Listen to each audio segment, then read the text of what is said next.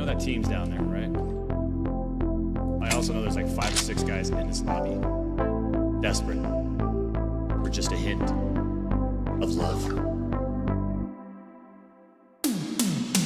Give 'em the love tonight.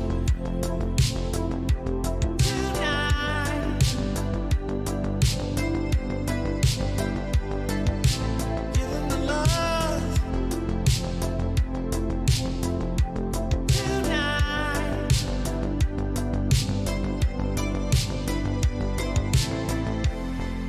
That song earlier, did you make that up? I don't think I've ever heard it. Yeah, I just made it up. It's great. What was it again? Something about tonight, but it felt like, Well, I can't remember the tone. Maybe you can remind me. na, na, na, na, na. Kind of like that. Give 'em the love tonight.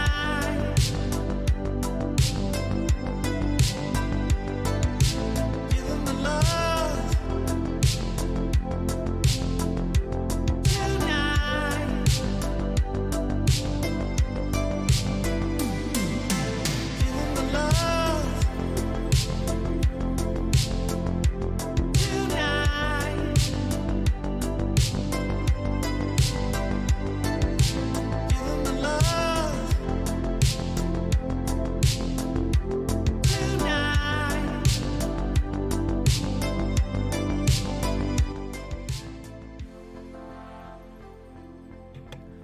Welcome to Central Happenings Network.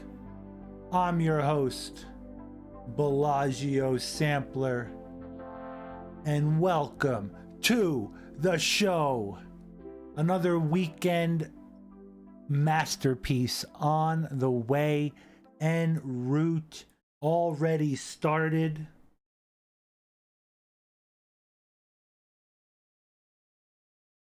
We have to get some video game background music to help increase the comfiness.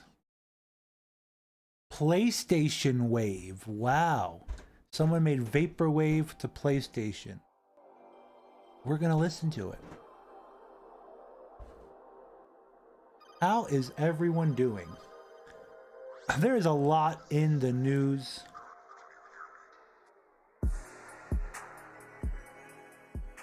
Let me lower this, hold on. There's a crazy amount of information happening in the news right now. We're going to go over it, but we're going to go over it very differently from other media sources, talking heads, truthers out there. I'm going to break it down for you with the end game chapters being revealed. The end game chapters. Whereas other people will just tell you what's happening now and leave you with a cliffhanger of fear, a cliffhanger of doubt.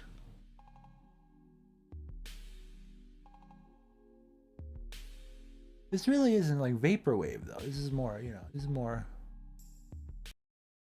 this would be more Vaporwave-ish. This is perfect. This is perfect. Let's get inside the bunker. We're at 60 frames per second. What am I thinking? That was from some video game footage I recorded. Crap. I wonder if I could restart quick enough and it would like... Should we try? We should try before we get too deep.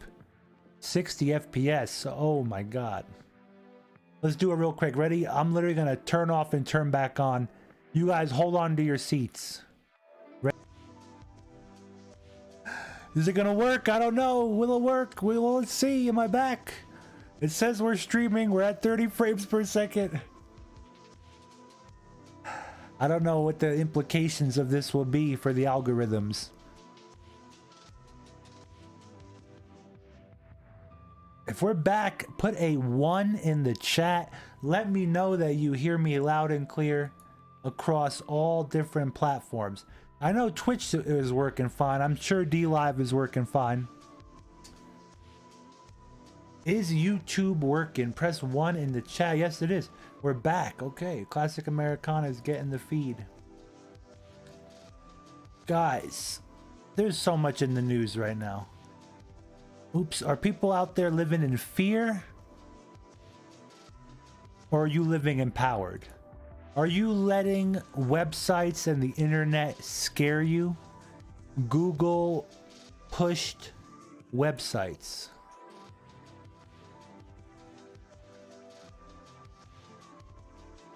Let's see what you guys are chatting about.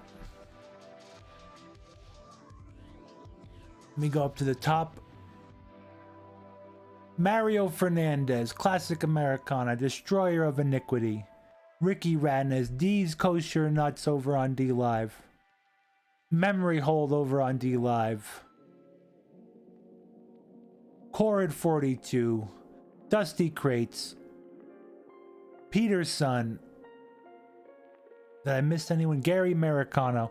I'm reading just from the unified list today, so it's all new. I'm used to just looking at YouTube. But YouTube is done, finished, finito. Let's talk a little bit about that. If you guys have your ear to the ground, all of your favorite YouTubers are talking about the suppression. The suppression. We'll mute this. We'll put the music on in between. Not during a skit. Let's talk about the suppression of YouTube.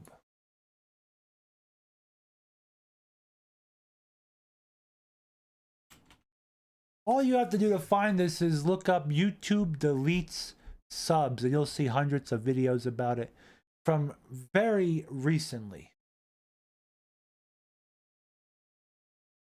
Everyone from the Quartering, the Stick, Sex, and Amber to left-wing YouTubers, all the way to right-wing YouTubers are having their channels suppressed. They do it every time around, you know, every year, once a year they do this. And even their biggest YouTubers get squeezed, lose subs, lose views, lose watch time. And the whole idea is this, that YouTube does not care about the content creator. They don't care about even non-political channels. They could care less about when they're 100% government subsidized, paid for, and sponsored by Alphabet Agency. And when you have a system like that that only cares about information suppression and not flourishing of free speech, flourishing of ideas, then you have an organization that actively seeks to silence the people out there. So it's good that you are getting off YouTube and getting onto other platforms. It's good to use YouTube now for what YouTube is meant for. Facebook tier videos, no information, devoid of information. Yes, it's great that your favorite documentary is still on YouTube and it's free to watch. Let's just use Alex Jones's documentaries as an example. But they're not going to exist on these platforms as they continue to sanitize all the information and only make it empty and to guide you into emptiness. There's a difference though between just empty content and content that will subtly red pill you. That's why you're always going to get a trick up my sleeve when you're watching even my mainstream content on the main channel right now that should be shut down. Bellagio is doing what no other YouTuber has ever done. We're keeping the channel running through the strikes, but we're keeping YouTube appropriate content on there. Still risky, but everything will be okay. YouTube is much like this next news company. CNN director admits our focus was to get Trump out of office. And they have a little video here, a little video evidence. Breaking part 1, CNN admits network engaged in propaganda to remove Trump from presidency.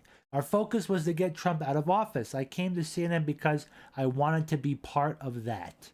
They tell them undercover. Project Veritas, James O'Keefe, bombshell information. They've already been banned off Twitter for this. YouTube's probably on the process of banning them. They are going for broke. The New World Order, the controllers.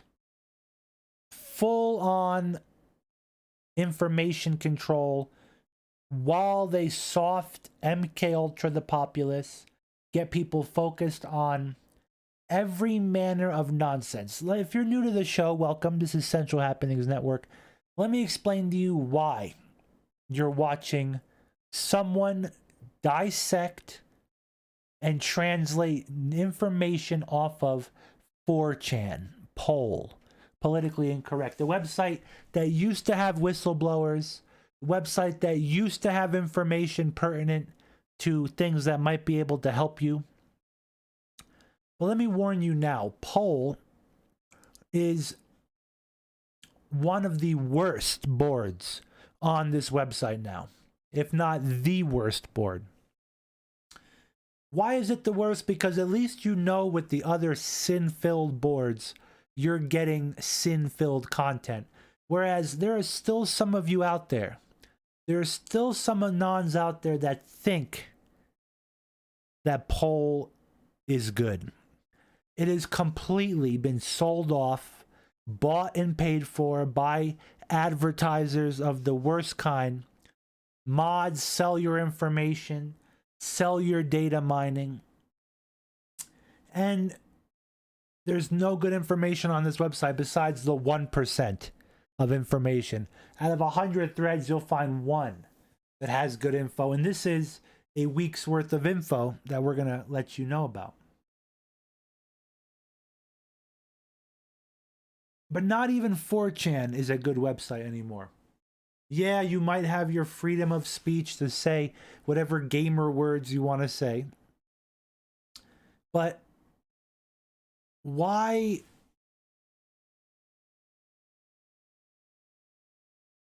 does that matter so much when you're being data mined, programmed, MK Ultra brainwashed, and all manners of nonsense? Coven says he got banned last night, pointing out shill post, no word of a lie. Yeah, the mods are working now to actively get rid of the good posters out there. And within the last week, I've heard of many of you being banned. Many good posters being banned. I have been banned.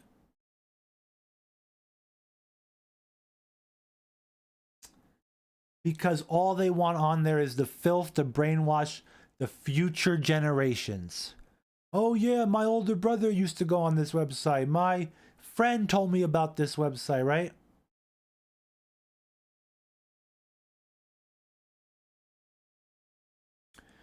I also got banned for pointing out the shills and fake posts, fake information, bots.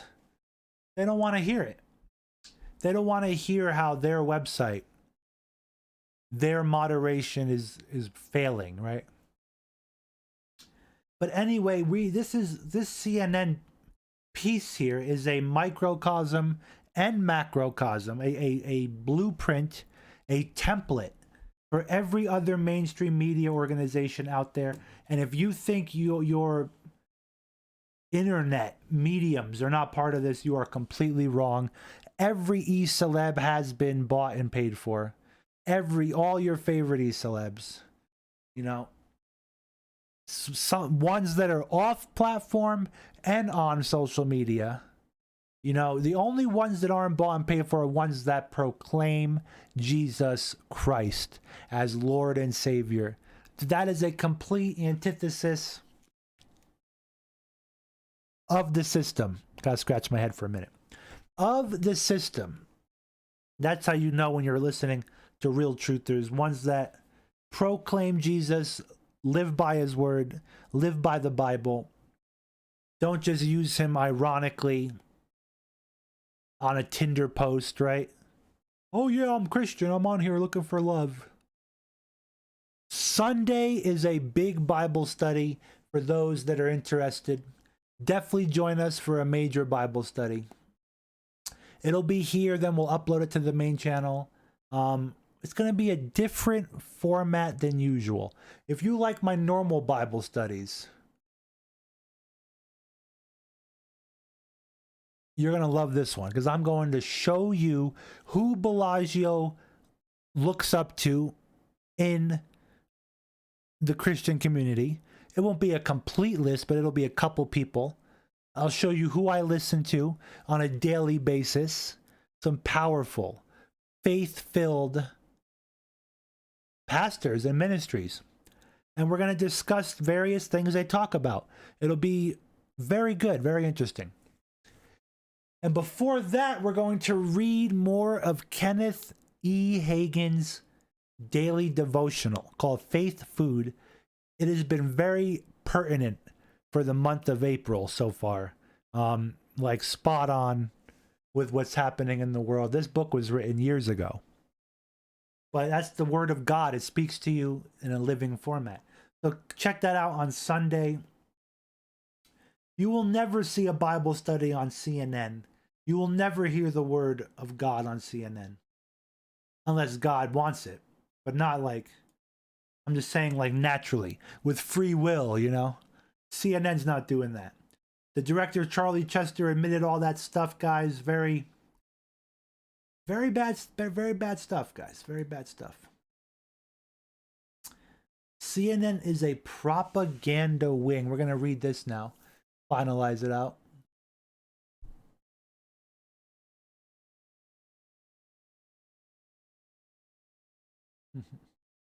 We'll see what you guys are saying in a minute. And then I was rushed for... I have a small window to go live this afternoon. I want to do a long show, like a 3 to 4 hour show. So stay around, hang out. We're going to talk about everything. Crypto, we got a lot of news. We got videos we're going to watch later. Random videos we missed last time. My favorite YouTuber, Jamie Kennedy, we're going to watch more of his stuff. That video should be out over the weekend, I think, on the main channel from last week's live show. We have amazing information about urban Nighthawk raids in Kansas City, Missouri. We are going to watch this footage. You guys are going to be in shock. Let me click real quick for you. Put your glasses on. Young and old. I don't want to... We can't keep it on there too long. YouTube will catch on. Up. You almost up. You saw the Nighthawks? Up. No, we're going to talk about this in detail, in full depth, but that's coming up. We got the videos. You're gonna see Bellagio Sampler on TikTok dancing. No. We got a lot of this footage you're gonna see. It's on TikTok. The tools of the enemy are so hubris filled that with these evil technologies and systems, truth can hide on these platforms, put it that way. As much as evil hides on these platforms and is openly flaunted, the truth will be exposed on these platforms too. They will. Okay, let's finish up this CNN thing. It's like a 15-minute video about CNN where I talk about my Bible study, we talk about the TikTok Kansas thing, and we just basically label CNN propaganda. Rightfully so. That's the video, guys. If you're watching this in the future, past, present, like and subscribe. CNN propaganda. Smash 1 in chat if you agree. What? We already know. CNN Fair and Balanced is crap. They are domestic propaganda wing. No better than North Korea, China, or any other nation out there that utilizes mainstream propaganda. Moving the microphone arm. Luckily, you guys can't hear that unless I talk and move it. Like this. If I keep talking and move it, then it sounds like a crying witch that the Inquisition is torturing. A well-funded cabal of powerful people, ranging across industries and ideologies, working together behind the scenes to influence perceptions, change rules and laws, steer media coverage, and control the flow of information.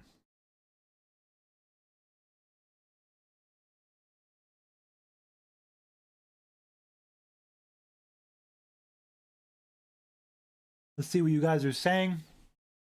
Scrolling up to the top.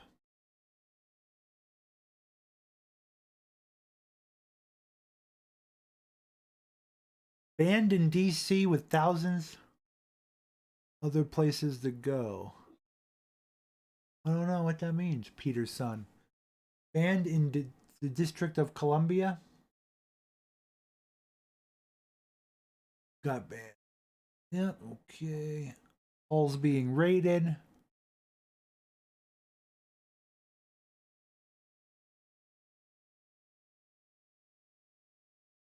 Memory Hold says TikTok is actually a good platform for truthers right now. I've seen a few new accounts blow up pretty fast over there in only a few days.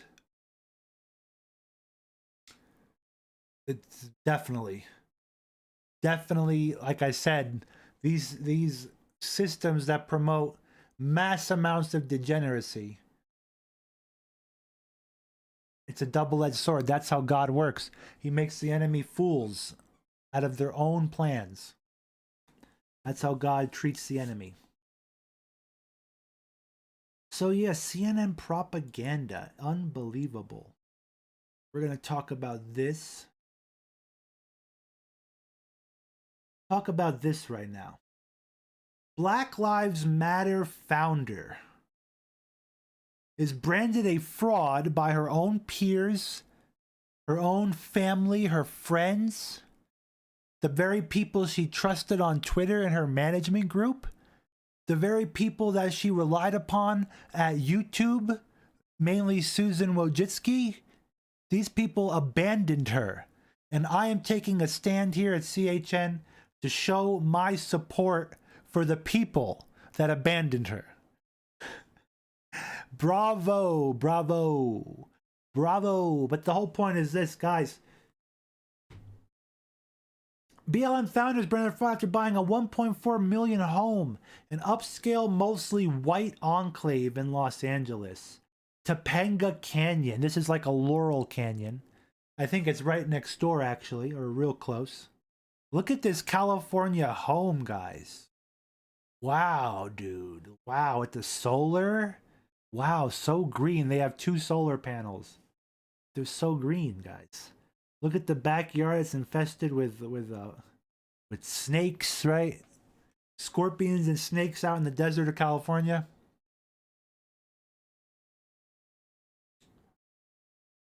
The district in which the BLM founder is now living is 88% white and 1.8% black only.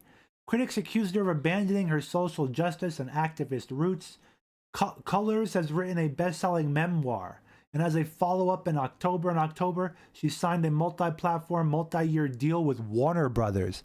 Guys, let me just break this down for you that you don't know. This is coming from experience, okay? Owen Benjamin is not the only whack job that left Hollywood. I'm the first whack job that left Hollywood. Okay? He followed me.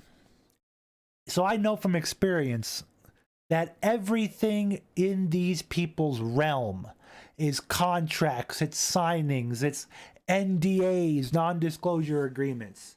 It is all deals. Look, Warner Brothers. BLM is brought in $90 million in donations last year. It emerged in March. Guys, you make sure you donate to proper companies, okay? I don't even like donating to the fraud, the companies like the Red Cross. Does that mean the Red Cross has not ever done good stuff with the money you've given them? No, that just means if you research them, you'll see that the Red Cross does more harm than good and more pocketing of the money than bad.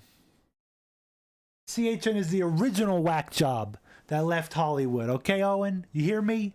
Big Bear? What's your name? What's your name now? I haven't watched you in a couple months. Is it Colonel Bear? General Bear? What is it? But I'm telling you from experience, it's all deals. It's all signings. It is even more NDAs. That's why people can't talk about half the stuff they know, half the stuff they've done. The government's favorite tool in America, probably the world, is NDAs, non-disclosure agreements. Have I signed any in my lifetime? I've signed one NDA in my entire life when I worked on an iPhone commercial for Apple. They made me sign an NDA that I do not disclose the information you have seen, the high technology that you have. This was back in like 2010 probably. And the new iPhone coming out, or basically, I don't know the exact technology they didn't want you to see, but it's everything. Like if they don't have headphones on this year's model, they don't want the crew people telling the people about it outside, especially with social media, and they make you sign stuff that if you are an idiot and you take the picture of the new iPhone, you'll get sued to high heaven. Now, just imagine what happens in the Epstein realm.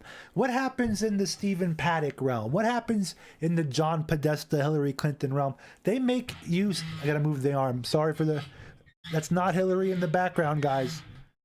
She's not... Hillary's fine. Go check on her. I need a new microphone arm. I'm just holding off on buying one because this one works. It holds the microphone up high, but it just squeaks. That's all. But anyway, these are bad people. And they make you sign stuff that you can't talk about, the stuff that you've seen. If you're bodyguards, Secret Service, they sign NDAs. Anything that revolves around money, right? We have to have a Cuban soon, though. We'll save that for the first video break. Now that I have everyone's attention here. Now that Owen Benjamin's watching, let's keep going with some news. Oh, I just gotta... Let me know if you guys can hear... Hold on. If you can hear my wife's TV in the background. I think she's in the basement. Something's happening on the TV. So if you hear it, let me know. We'll lower it. I think it's all good. I don't think you can hear it.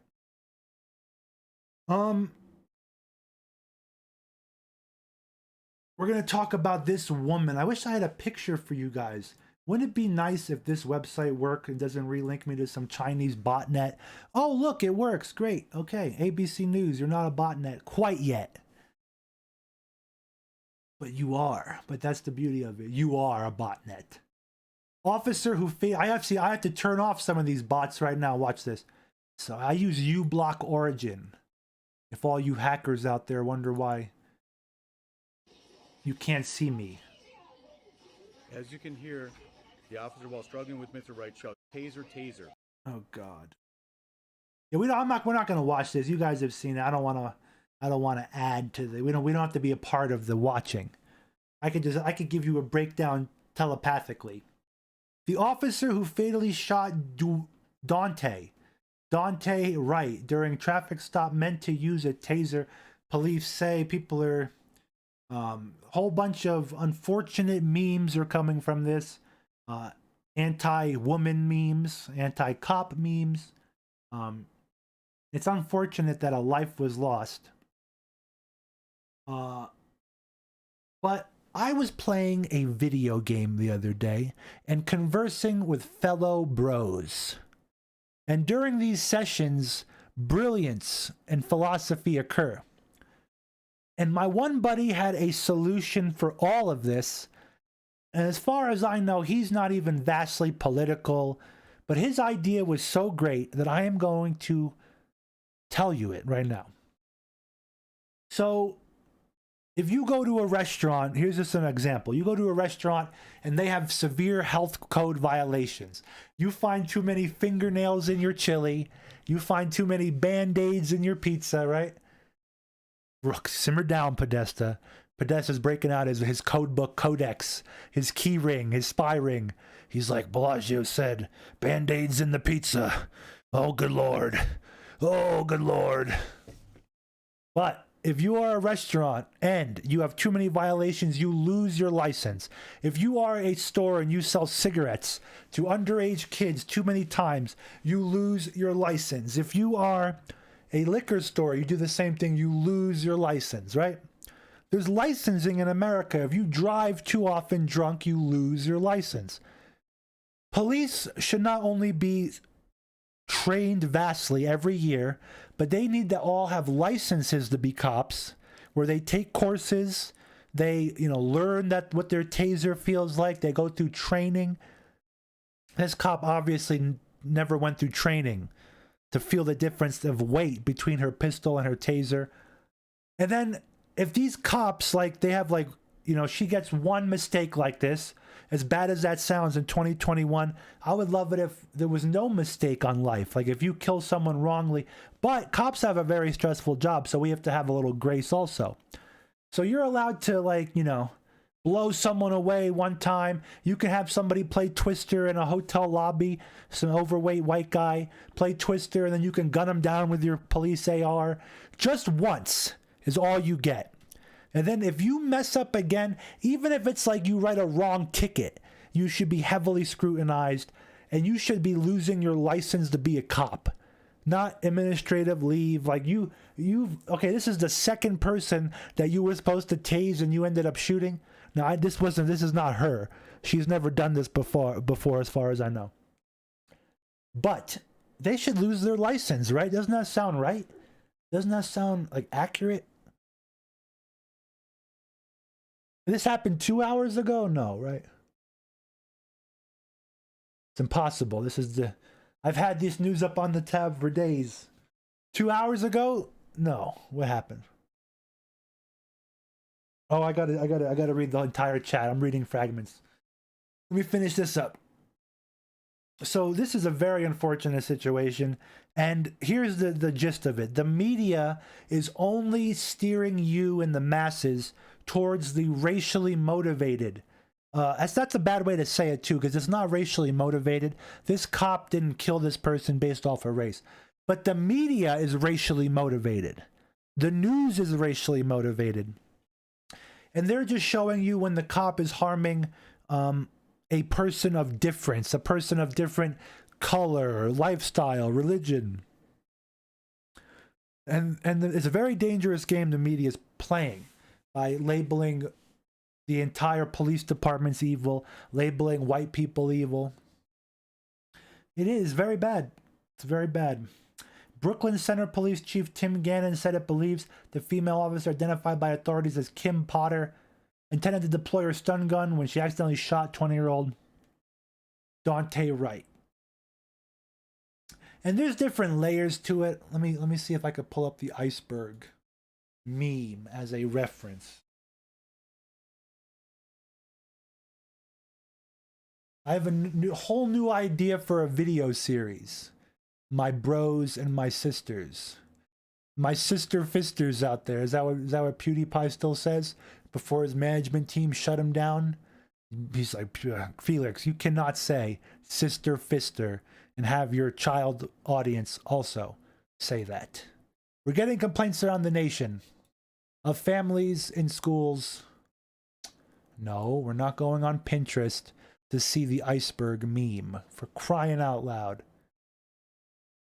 And this iceberg meme goes for everything. I guess we could do conspiracy. Okay, this one should pull up. My internet has been acting a little wonky lately. Here we go. So this is for a video game, but this just gives you the idea. And the meme is different layers of wokeness, right? And there's different ideas over here. And there's a conspiracy one up here is like the frogs in the water, and then down here is like the crazy stuff like golf rumors. But I'm gonna break them all down one day. But the idea with this Where's my cop? Here we go. Here's the cop. The idea with the layers of conspiracies on the iceberg is the top layer, the surface layer, is the media is promoting just the violent crimes of mixed race violence. Then the next deeper layer is, you know, this cop was hired by said media, by the New World Order to do this on purpose. And then a layer deeper under in the iceberg is the entire situation is just a series of events on an HBO reality TV show. None of the actors were harmed during the filming of this event. And then a layer deeper, right? Those the conspiracy icebergs, man. I love them. Those are good. Here's one. Wow. Wow. Wow. Wah wah wee wah. Look at this one. This is the real one. Tier 2 deep researcher, crazy head, truth agent, right? If you're a tier 4 adept of secrets, you know about Monsanto. You probably can't read it because it's not zoomed in enough, but you get the idea. I like that meme. It's a good meme. But I don't like the idea of these unnecessary killings. Where are we? Here we are. But yeah, so now this woman's job is practically ruined. But she needs a lot more training, guys. We all need training. If any of you own guns out there, you need training. When was the last time you target practiced? When was the last time you cycled your guns? I haven't been in a long time. I'm speaking to myself too. Let's look at some more rapid fire news now. Go back to you. I think let's cover the Kansas news right now while everyone's in the house. Let me see. Let me see what you guys are saying.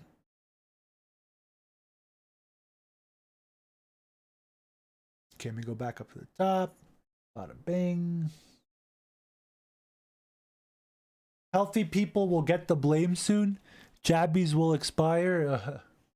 Ay, ay, ay.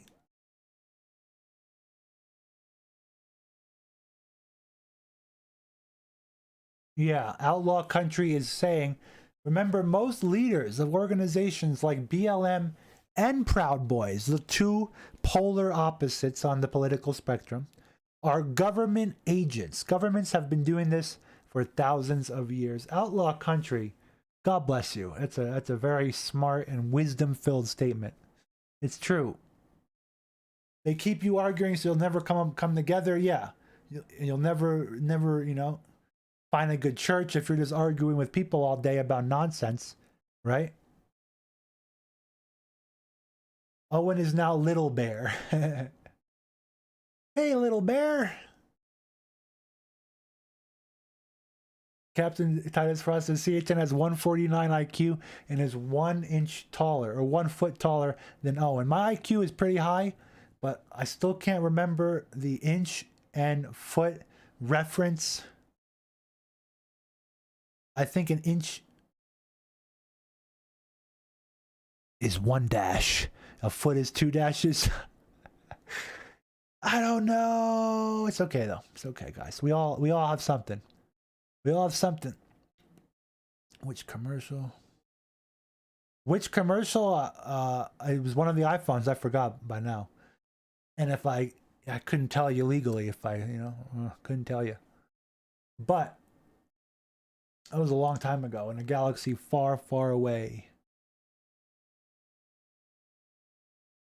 Some stupid woman told Memory Hold to put, this is in his own words, not Bellagio. We love women here on the show. But some stupid female told Memory Hold to put a mask on today, and I'm still seething about it. This was 2 hours ago. Oh, you almost broke character and got very unreasonably upset, but I held in. Yeah. Now imagine that like times 10 and people that can't control themselves, you know? That's why like these situations are on the rise. These situations of like crazy citizens and fighting and Outlaw Country says if citizens kill police by accident, they get life or death penalty. So the same for police it should be. Once that happens, we get the Andy Griffith back. And good Andy Griffith cops.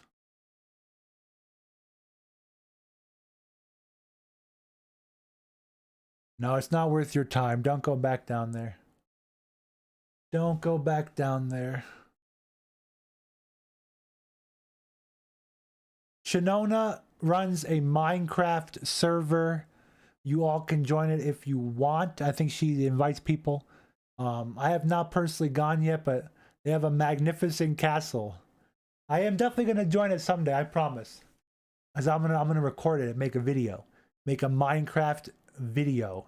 The kids will love it. All the kids love Minecraft, right? No, Minecraft is loved by a vast, wide range of people. It's pretty rad. I actually I think it's a good tool to use in schools, put it that way. Okay, now let's cover this news, guys. Ready for some real crazy news? This was from a while ago. I gotta move the microphone back a little bit. Urban Nighthawks Delta raids in Kansas City, Missouri. Guy has footage on his TikTok. Same MO as the raid in LA 2 years ago. An extraction of something. What building is this? They are fully blacked out over a major metro area, not a drill. And this thread is filled with shills trying to explain to you their knowledge of military drills. But let's just look at the footage for itself.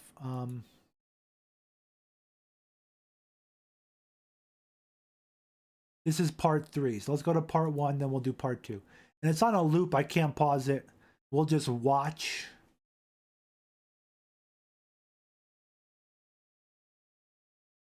Maybe I could zoom in a little. I don't know. No, it won't let me. So you're going to have to bear with. I'm going to temporarily zoom open like this for everyone to see.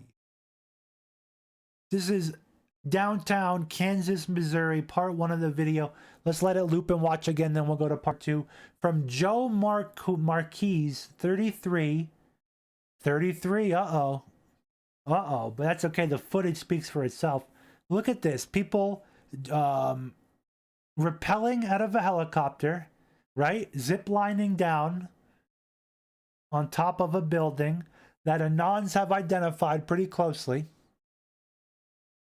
This is old school classic 4chan detective work. Let's go to part 3 of the video. Can we do part 2? Uh-oh. Nope. How do we do part 2? We have to click on this guy and then click on part 2 and then let it play. Look at this, guys. This is not a drill. We'll let this play a few times. Multiple types of helicopters, from Black Hawks, Nighthawks to these kind. Landing on parking lots, dropping people off, landing on rooftops, dropping people off.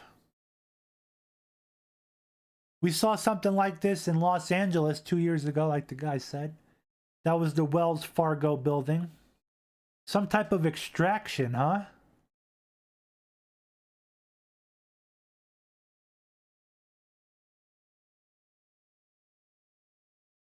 Looks like someone's shining a laser on him.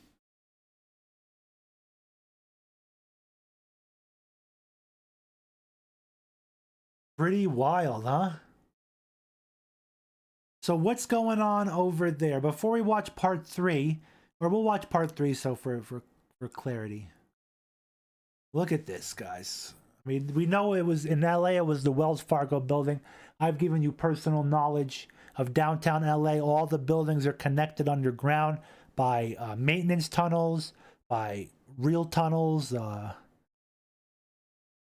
So they could have landed on the Wells Fargo building and went to any building around it. Look at that at the end there. It looks like a laser on the helicopter. And now part 3, they're coming in on the roof again.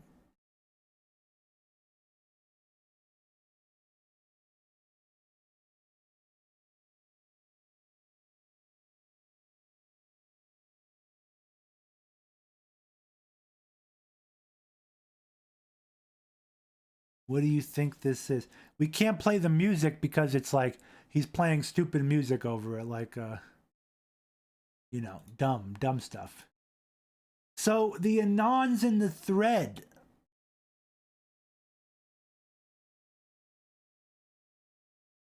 are piping up, put it that way. Piping up. I will read you some of the good stuff, some of the information we find. TikTok is popping off. Can you give us an address of this building or name of the building? The tall building is the courthouse, corner of Oak and East 12th, someone's saying on TikTok. The building they land on looks like a bunch of law offices. Google shows Department of Treasury, but Street View shows a for sale sign. So could be empty and used for training. Jade Helm 15 all over again. Someone jumps right into the Xenon nonsense he's saying. Oh, 2 more weeks, this, that, and the other. Okay, so before we even investigated, they're hopping out with the Xenon brigade. Board of Education, people are saying, it was the Board of Education. Pictures of the front of the building in question, Board of Education. You can see that this is the building the guy's exfilled from in the one of the TikTok videos, right? It's vacant. Someone else is saying, I don't know if this is a different building or the same one. So it's right in the heart of all the government buildings. Treasury, Department of Justice, Courthouse, City Hall, Department of Education. And again, if Los Angeles, California, let's use our deductive high IQ detective work right now. You ready for this? If Los Angeles, a city built to withstand earthquakes and has to deal with earthquakes, will connect all their buildings with underground tunnels, then why would you not think that Kansas is doing it? See what I'm saying? Of course, Kansas, Missouri will have connected buildings underground. Right or wrong?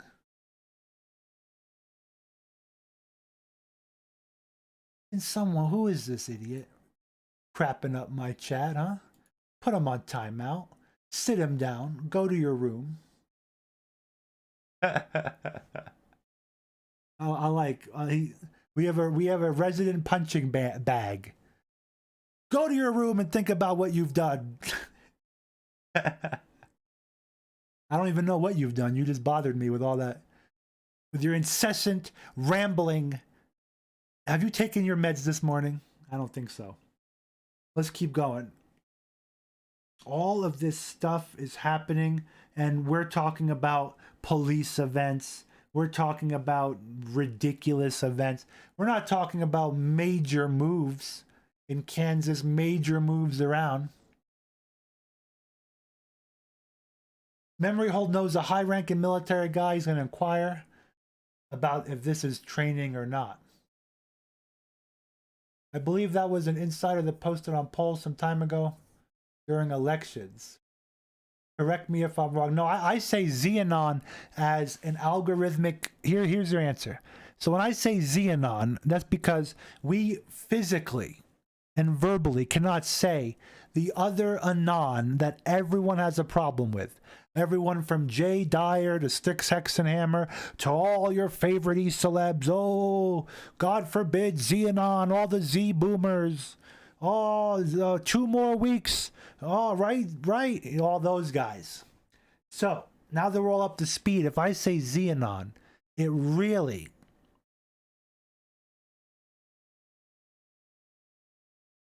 is the alphabet Anon, which is LMNOPQRX.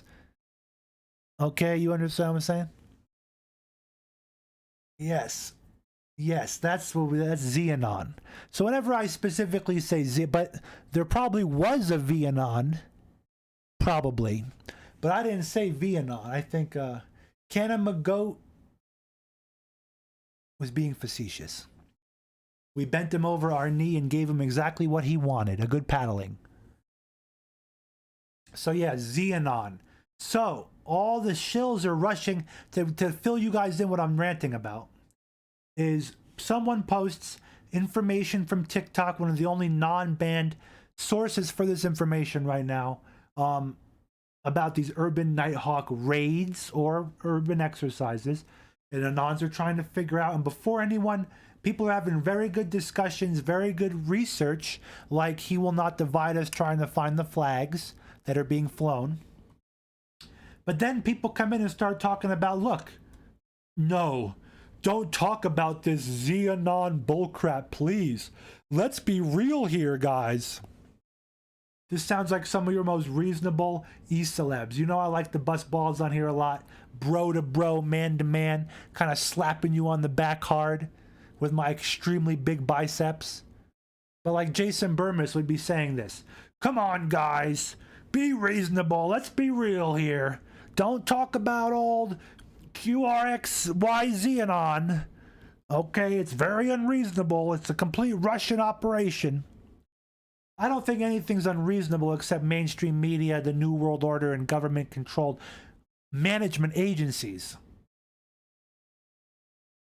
that run everything from the news to YouTube to everything.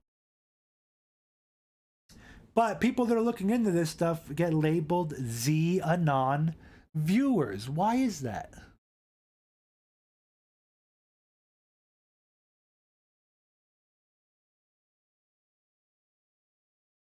Why is that? Let's see what you guys are saying about the exercise. We're going to keep going down. Let's put the exercise on replay. Okay, ready? Remember the so-called training exercise in LA? Yup. When they flew in with helicopters. Yup. Yeah, before the Wuhan thing. You're right, there were in like hazmat suits, right? They were. Oh yeah. Yeah, I remember that. I remember the exercise. Most interesting part about the Kansas heli story is that the TikTok OP has the same name as a Kansas assistant DA for that story. That's weird.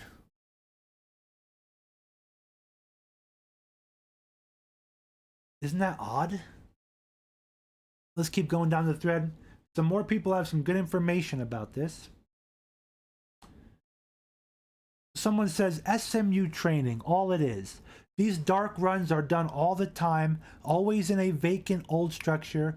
There was one in Dallas not too long ago. Well, that is probably the most reasonable, normal explanation for what this is. But you would have to fully determine if that building is vacant. Right?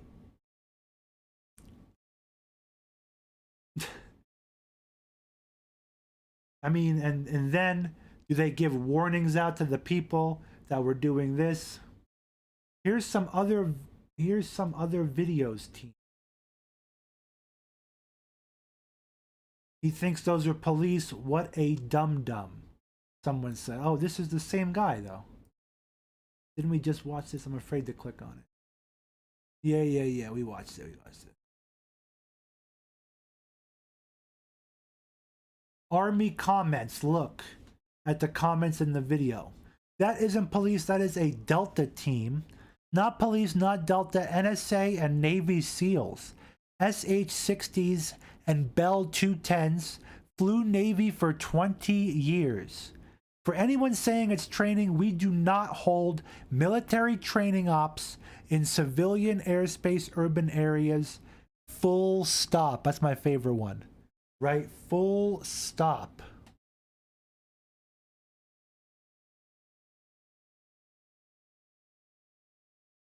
Interesting, right? Someone said they legit saw an Osprey the other day. I love these things.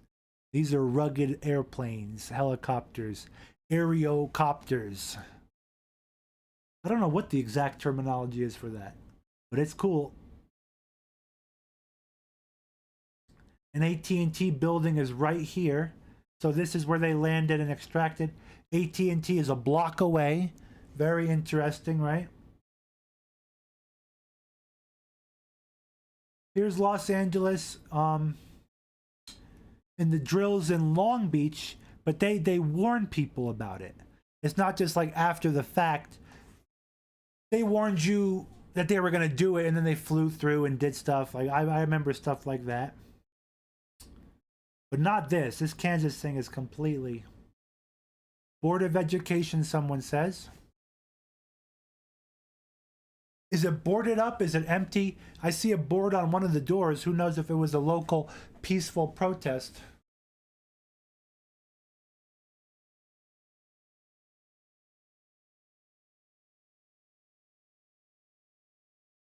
Colorado FL girl says Hubs is military. They do not inform the public when doing training. He's done lots of bombing training in random areas, and they never tell the people. Your husband, I gotcha, is military. Gotcha.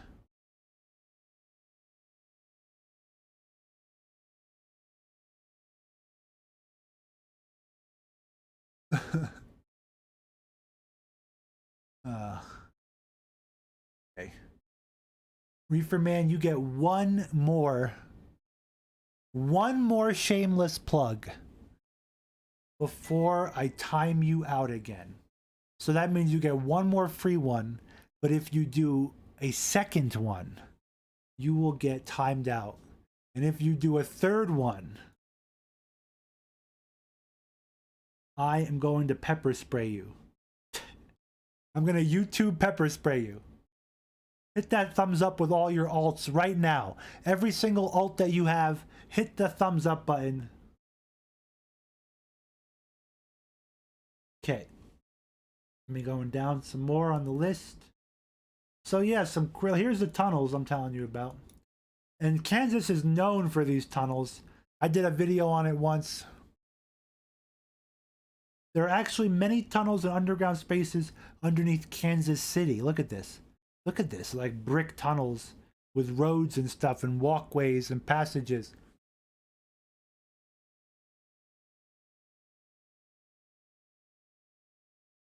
So stuff is happening. Is it children in the tunnels being saved? That would be multiple layers deeper on the iceberg meme spectrum. Is it an underground shadow war between various factions occurring? Yes, I absolutely think so. What are we about to click on? This is definitely a funny social media post. How brave and stunning. Brave and stunning. A former macho U.S. Special Forces soldier has revealed she is finally happy in her body after transitioning to becoming a woman. Elena McLaughlin, 32 of Portland, Oregon, was born a boy called Ryan and enlisted in the army in a bid to become a man or to be killed. Now a transgender woman. Alana was once so anguished. Whatever floats your boat, right? Whatever floats your boat. Whatever void you need to fill. But geez, what a stark difference. That was your random bit of info for today in the midst of the Kansas City Black Hawk. Let's read this. Flash Cube building deal may move into a GSA picture. September 2013. Executive Plaza office building has stood vacant at 720 Main Street since 2006. Christie, okay. Some people are putting information about the building, the area. I thought it was very interesting information. Very interesting that these operations are happening all across America, and all it takes is one person not to be completely mesmerized by whatever propaganda the news is putting out there. And he was out there and he recorded it. Thank God that we were able to see that event, or we would have never been able to see that event. I would like to do a cigar break. So we're going to watch our first video of the day. Then we're going to get right back into the news. So I don't want you to leave. Let's turn that off. That was the catalog. I don't want you watching the catalog. But we have a lot of news you guys are going to talk about together with me. We're going to hold hands in a drum circle and we're going to talk about this stuff, okay? I hope you're ready. Fukushima nuclear water we're going to talk about. We're going to talk about Zoomers shifting reality. I don't know, guys. Memory hold thread. Not memory hold, but memory hole. We're going to talk about that. A lot of different events that you forgot about because the way information is designed. Bernie Madoff is dead. We're going to get into all this stuff. CIA chief says, don't regulate Bitcoin. We need it to spy on people. Oi, oi, oi. Ava, Agila, Ava, Agila, Ava, Agila, Ezalaba. La la la la la la la la la la la. You know that song, guys? That's the song we sing when the CIA director comes out and tells us to keep buying Bitcoin because we want to spy on you further. That's our official Bitcoin theme song. Just wait till I sing you the Ethereum theme song. You're really gonna... So every thread... Oh my God, they've deleted so many threads. Half my show they deleted. Richard Spencer, we're going to talk about White Boy Summer, the new hit single being shilled across the web, mainly 4chan. Super psyops. Russia versus Biden, more Bitcoin talk, crypto talk. But for now, we're going to watch a video because I would like to take a smoke break. What do I want to put on right now?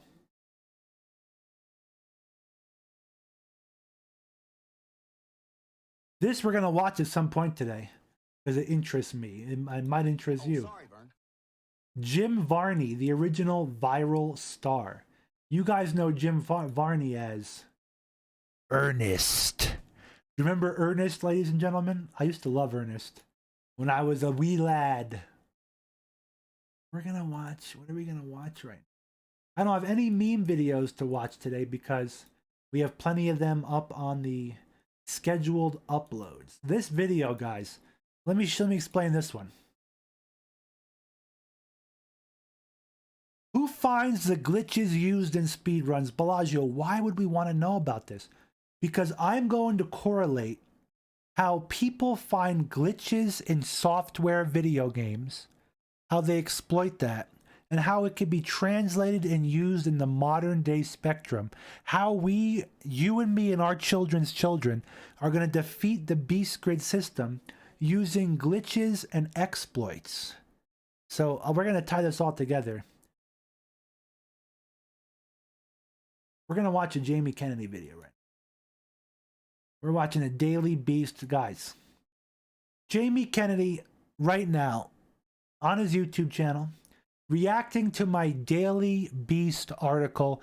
Great example of media propaganda, CNN, from a person that he's not left wing, he's not right wing. He's probably like a lot of you out there, right? Dude, you're banned. What is he talking about? Can one of my mods take care of this? What do I hire you people for? None of you are hired, by the way. You all do it for free, and I thank you all for it. Let's put this idiot on time out. Stop cluttering my chat. You are stopping me from reading real people because you're not a real person right now. You are promoting agendas, promoting music. That was your second warning. Your third warning, I will ban every single alt you own. Every single lifeless and wasteful alternate identity that you own, that you cycle through for whatever weird, shady business that you attend to in your parasocial relationships online. Go elsewhere. Jesus. Mods, anytime he comes back with this, with any other alt, ban him immediately. Now, I'm going to have my well-deserved cigar break. You could tell I need it right now. Bellagio's a little tense, a little more stressed than usual. He could use a little cigar break, right? He's beating up on the old Reefer man over there. Go easy on Reefer. Go easy on him. Okay, time for a cigar break. If he comes back with more spam, ban him. What's up? I'm back, and today we're going to be doing something a little different. There's a lot going on with me. You know, for those who follow me, know there's a lot of stuff happening. This is for my community. You know, anybody else who wants to watch it, fine, but it's for the people that enjoy my content. I figured I'm going to talk about it. So today I'm going to react to an article in the Daily Beast. It's called Comedian Jamie Kennedy on how he ended up in an anti-abortion propaganda film. I'm going to react to an article. When I got offered this interview, I knew it was going to be a partial landmine. The Daily Beast, I would say, is very left-leaning, probably far left-leaning, I'm not sure. So I knew going into it, they're probably going to have a certain bent which they want to achieve. And that's okay. That is their publication. And I thought it was very cool that they wanted to talk to me. The young writer, very nice guy. He said that I want to talk to you because a lot of the players in the film I would expect, but I've been a fan of yours for a long time and I'm wondering why you're in this. So I wanted to pick your brain. Basically, that was telling me that, you know, he thought I was like a reasonable guy and he thought I was in something that was unreasonable. And then it says underneath it, in conversation. We kind of had a conversation, but I'll get to that. So just to show you, so I'll break it down for you, so simple. And so instead of me just going through the history, I'm just going to go through this article. So we all know about the Daily Beast. They are a internet rag. You wouldn't use them if, you know, if you crapped your pants in the middle of the Sahara Desert and all you had, your choices were sand or to use the Daily Beast to wipe yourself. You would use a handful of sand and grit. That's how bad the Daily Beast is. So let's see where this goes. I mean, they try to savage poor Jamie. And I'll just react to it and then we can talk from there. But just look at that picture, right? It's a picture of me at the Laugh Factory doing a bit. And I'm like, and it has nothing to do with this film or this interview. So that picture helps sell the headline, how Jamie Kennedy ended up in an anti-abortion propaganda film. And he's like, what? Come on. They're already starting to sell. One of the things that you're going to see about the interview is that I was keeping an open mind. There are definite things that I pushed back on that are not in the article. I had to go on and defend. I mean, basically, I had to defend myself for the whole article. Basically, it was like, yo, why did you do this? Did you know you were doing this? And do you know what this is?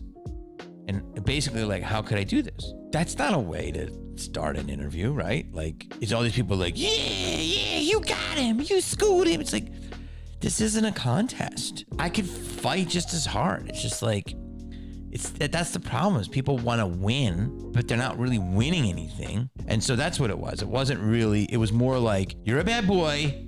Did you know this? Boy, you know, you're a bad boy. And, you know, I feel bad for you because you got duped. And it was like, there's certain things that I wouldn't say I got duped that I was not aware of, but there's other things I was, and there's other things that were facts. There was a lot of what I thought crazy shit in this script, and I thought, where are you getting this? And then they would show me the books. You know what I mean? Like I there's certain stuff I was like, this really happened, and there's other stuff I didn't think that was that unbelievable. Do I think the movie is propaganda? Definitely.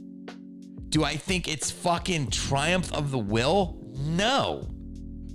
And the guy, when he says, well, if you're associated with triumph of the will, then they would consider you a Nazi. Yeah, triumph of the will was made by Hitler. And Kennedy a 50-year-old centrist. Why is my age in there? And then why centrist in quotes? A centrist who supports women's rights to choose, which I do. I do. I went into this movie pro-choice. He seems both intrigued by the controversy that the film has stoked and worried about the ramifications it may have for his career. I may be worried. I may not be. Look, I'm part of a movie that's talking about something. I'm not some guy in Hollywood who acts like they're an expert on politics and you can print that. I'm sick of that. Yeah, I mean, that speaks for itself. Isn't that refreshing? I could tell you a lot of my opinions on politics, but why do you want to hear them? You have enough ex-NBC actresses telling you how you should think. You have enough. Come on, man. Because people really love it when Chelsea Handler, I hate to name names, but fuck it. Chelsea's fucking some shit about me. People really love it when Chelsea Handler gives her opinion on politics. Don't you just love it how she gently tries to persuade you in the sweetest way? She's not condescending or, judgmental or makes you feel like you're a fucking loser if you don't believe it. Remember that? That's great? Doesn't that just win you over? Were you wearing prosthetics in this? Now that's fucking... Yo, that could be a direct shot. First thing is I laughed because I was like, whoa. But here's what I should have said to the guy. No, dude, we shot the movie in New Orleans. I was wearing gumbo. I was fucking fatter then. Okay, this is like after this movie is when I stopped drinking because after this movie I started watching myself. I'm like, damn, I look kind of heavy on the screen. Because I was drinking fucking wine and fucking eating gumbo and beignets. We were living the dream, man. Do you think that was a shot? Were you wearing prosthetics in this? And I just laughed. And I'm like, well, my hair, we thinned it out, which we did. We made my hair look worse. But no, I was wearing my face. It was just a heavier face. Now imagine if you asked an actress that. Could you imagine if you asked an actress that? As a comic, I imagine you're anti-censorship. Yes, I am. And one thing that struck me as odd is this film is co-produced by the Catholic League for Religious and Civil. So Jamie Kennedy did a film about those pro-abortion. These online websites wrote hit pieces about the movie and approached Jamie Kennedy with this. YouTube's having some issues right now, and it's not. My stream is doing pretty good. We're not dropping frames. I guess, could it be internet? I don't know. I don't think so. But let's keep listening. He reveals some secrets, insider secrets. Let's keep listening. You're gonna like this. Rights, which is a pre-censorship organization that it's secrets about like almost subtle faction war between media outlets, managers. Attacks any media that pokes fun at the Catholic Church. The group has come under dogma, Kathy Griffin, and member of other films and comedians just for lightly mocking the church. And I wrote, I didn't even know that. To be real with you, there's a lot of people that produced this, and I didn't even know that. I didn't know that the Catholic League did that. I believe in free speech. I just thought it was a very cool role. Did I know how controversial it was going to be? No. That's my answer, dude. There's so much more stuff I said here, but he's just using those lines to just make me seem like I'm just sticking to the same story. I said more. But at the end of the day, I didn't know the Catholic League would produce it. When I got on the fucking movie, the Catholic League was not involved, okay? And if they were, no one told me. And there's probably 25 fucking producers on this movie because that's how you make an independent movie. So you get 25 or 30 people in the credits. Do I know all the people involved? You know the guy who fucking has Curves Gym invested? I didn't know that. Do you know Octavius Prince? That's who I knew because he was in the movie with me. He's the biggest investor. There's probably 20, 25 money people involved in this movie. I don't know all of them, but I said to the guy there that also... So these secrets coming up now are the fact that as an actor, you are a tool, you're a prop. So when they hired Jamie for this role, I don't even know what movie it is, to be honest. Jamie doesn't know every single crew member, that they don't bring him into a room, a board meeting with everyone and is like, okay, this is everyone working on the show. This is everyone funding it. He's just a prop on the show, basically. Martin Luther King's niece, Alveda King, was also a producer. Did he mention that? No, he did not. Yeah, so every fucking actor in Hollywood, when you do these fucking independent movies that goes straight to fucking Redbox, they know. I'm sure every actor that's in a Sundance movie knows every producer's name. And when the money comes in later for post, they knew that that producer was going to be on it. They knew. Yeah, they know every producer who's on the fucking movie. Because we had to raise money for P&A, dude. Oh, who are those people? I need a list and name of all of them. You mentioned that the director left and was replaced by Kathy, but there were many crew members that left during production, right? Tons. That is true. Now, I'm not sure. But I could have started the sentence with that. A ton of people left. They did. A lot of people left. Probably, I can't tell you the number. I would say, I wouldn't be surprised if half left. I don't think more than half left. There was a lot of people I knew the whole run of the movie, from wardrobe to makeup to catering to camera. I would say I wouldn't even say half left, but there's definitely people that left, but there was people that were on with the whole movie with me. I said, yeah, I don't know how to answer that. Nick Loeb's character says in the film, we can't turn a woman's body into a business negotiation. That struck me as pretty ironic, given that this is pretty much what he did in real life with Sofia Vergara. Dude, why the fuck are you asking me that question?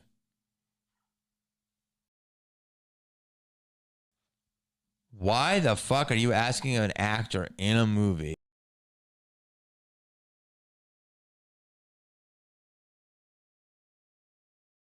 Oh, I'm muted. Great. I like how they his company or whoever does his video bleeps out the historic World War II defeated leader of Germany, Adolf Hitler. They bleep out his name, right? But they won't bleep out the F-bomb. I'm happy I didn't bring it up when they bleeped out Adolf. Okay, because maybe there is some algorithmic term to that. But I thought I was thinking when they did that, I was thinking, oh, well, he's trying to monetize. He's bleeping out everything. But now he's dropping F-bombs. So if I want to super monetize, I have to go back and bleep out your F-bombs. For me, that's worse than, geez, right? What's going on? This whole world of online advertising. You see how it all goes back to commercials, advertising, programming you with hopefully local nonsense. Hopefully my ads are local. I think I get weird video game ads, which I don't know. Someone says up above that EVE Online was a CIA front. I believe it.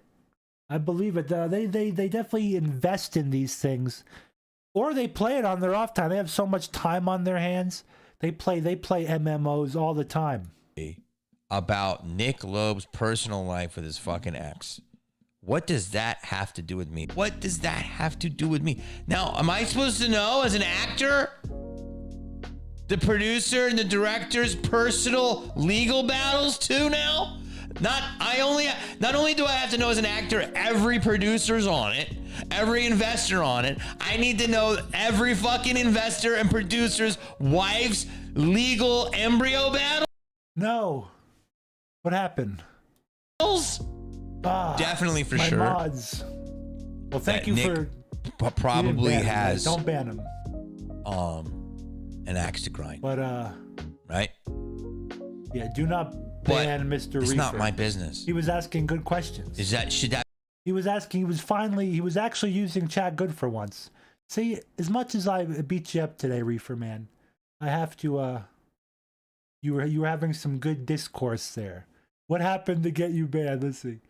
Oh, Fred in high school. Oh, okay. Well, you were asking good questions. So luckily they didn't ban you. But I cannot undo the timeout. As long as he's not promoting stuff, or spamming chat. That goes for everybody though. I don't like when anybody spams chat and they're clutters, which no one's doing right now. But it is what it is. Let's keep listening. He's about to reveal some more secrets right now. I'm watching the chat though. I'm liking all the discourse. I'll comment it after the video. That be my business, and should that be talked about as part of why I'm in this movie? No, that is you're fucking wrong, man. And like people are saying, this is such a good interview. Bullshit. That's bullshit. I just fucking served you. The film features Milo Yiannopoulos as an abortionist. Were you aware that he was going to be happening? See, I answered this right away and I said, no, I did not. I don't know. I don't know what he stands for. I don't follow him. Well, he's defended hebephilia and he launched a racist campaign against Leslie Jones over the Ghostbusters movie. He once penned an article where the headline, birth control makes women unattractive and crazy. So he's frankly ironic that he's in this movie.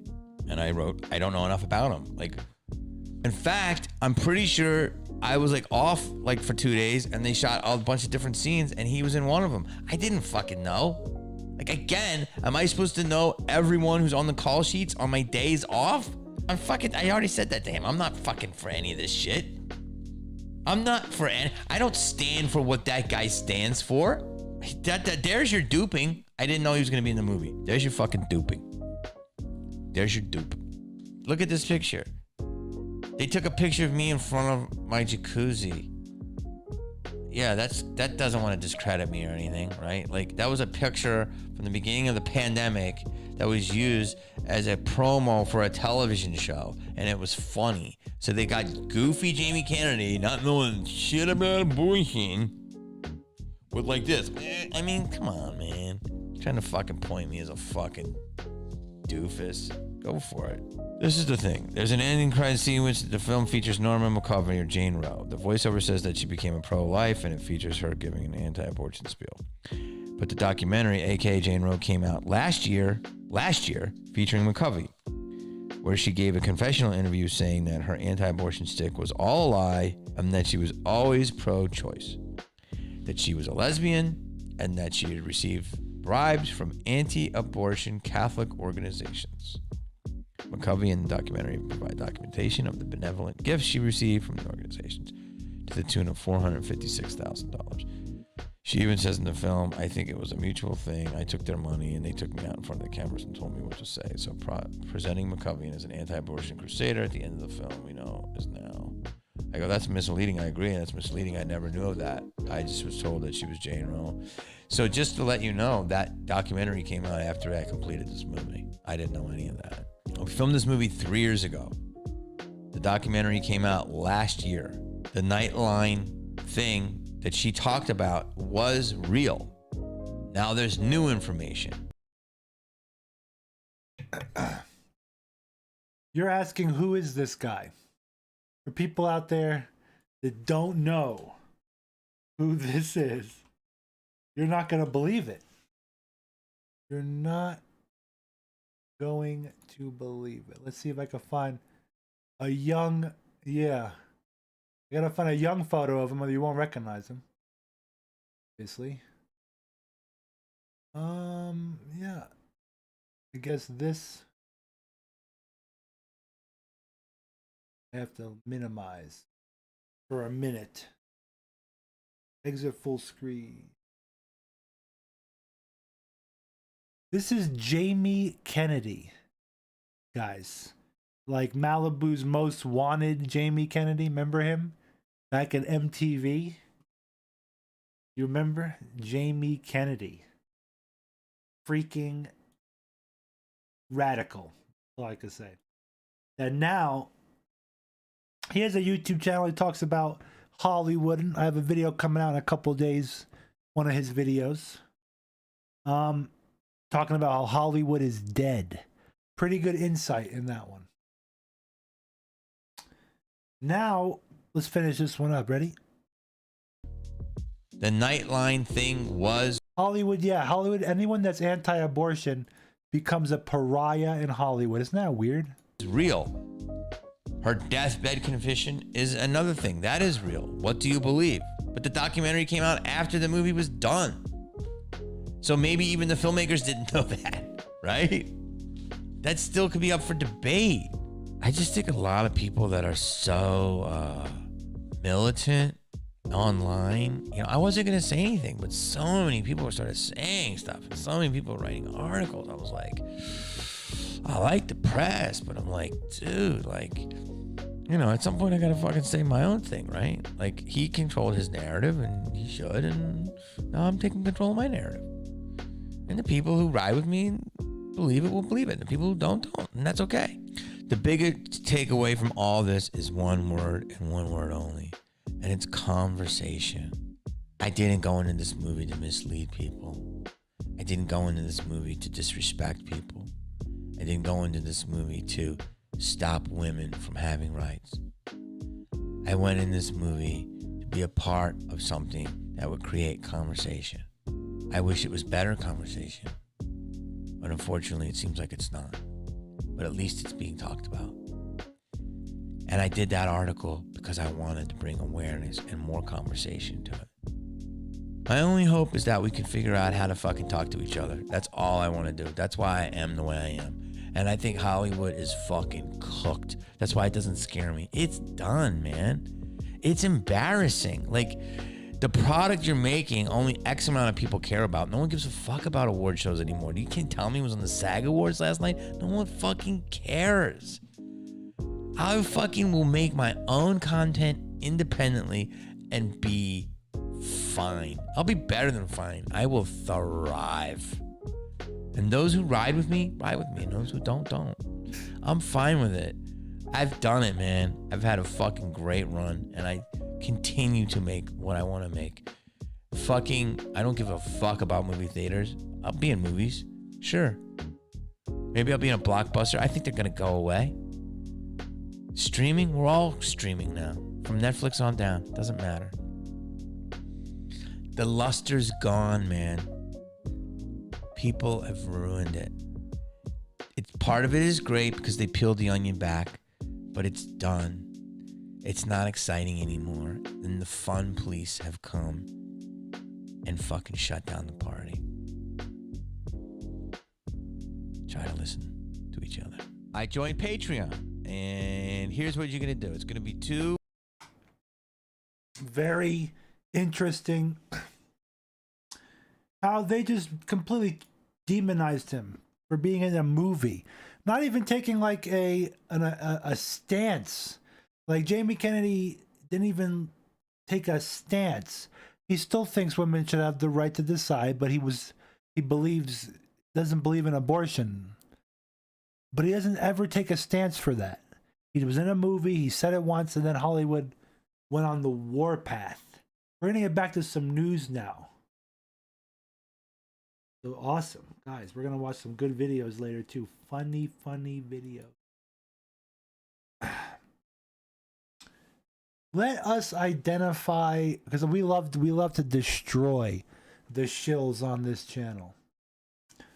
So let us address the shill in the chat.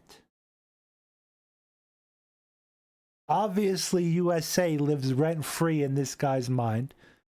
Obviously an enemy of America, and they always put it off on some other country. I'm this, I'm that. You know, a lot of you are calling out exactly what this is. Probably a Chi-Com operation. A Chinese communist operation. We know the scripts. We see the bot-like comments. It's like you're in a chat room of 1990 AOL, right? You know, I'm from New Zealand. I'm a Kiwi. Isn't that funny? I hate America. USA this, USA that, right? What do you guys think? Isn't that, it's rent free, right? We live rent free, and who even mentioned Trump anywhere? I just thought it was hilarious. Kiwi, you know, the first thing that got him riled up was, if you identify in the live chat, go up. Here's the entire thing that'll send the shill scattering before his boss comes in the cubicle. He got really upset when somebody up above mentioned that EVE Online is a CIA operation. Who mentioned that up above? Let's get that anon back in the room. Denuvi says, does anyone remember the infographic screen cap of the guy on V talking about how the game EVE Online is a CIA front? There was an EVE Online player that was killed who turned out to be the CIA, or turned out to be CIA. And that's when this guy comes into the chat, you know, as he's monitoring from the cubicle.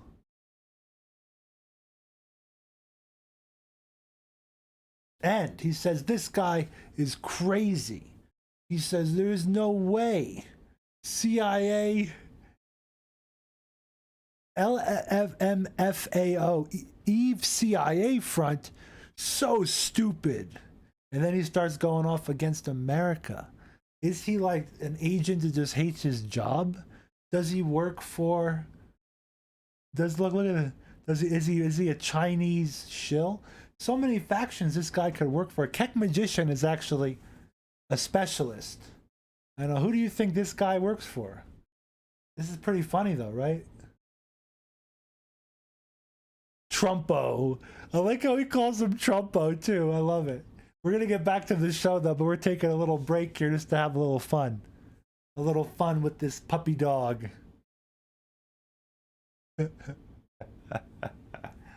We're gonna watch another video later on, don't you worry.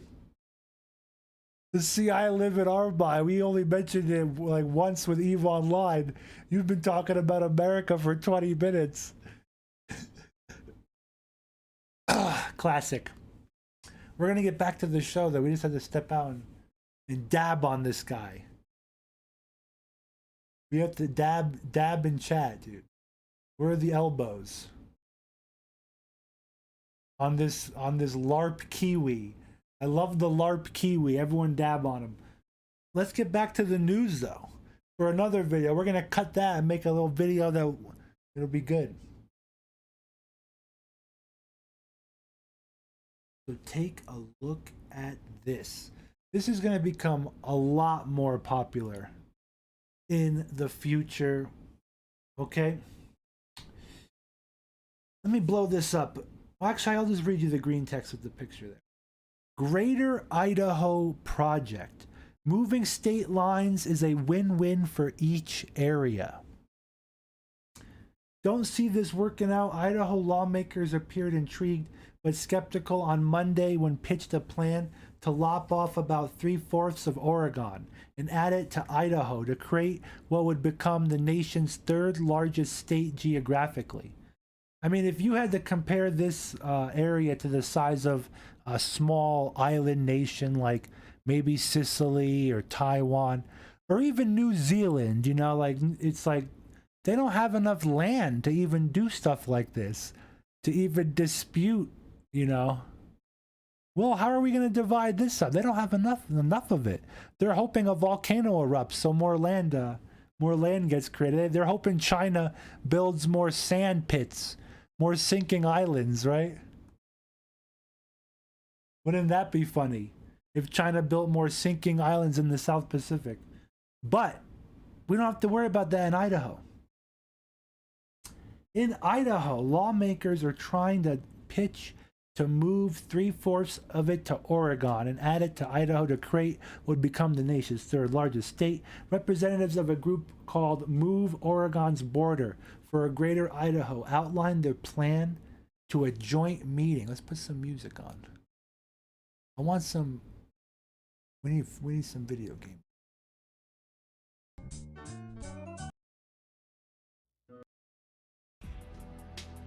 I must lower it too.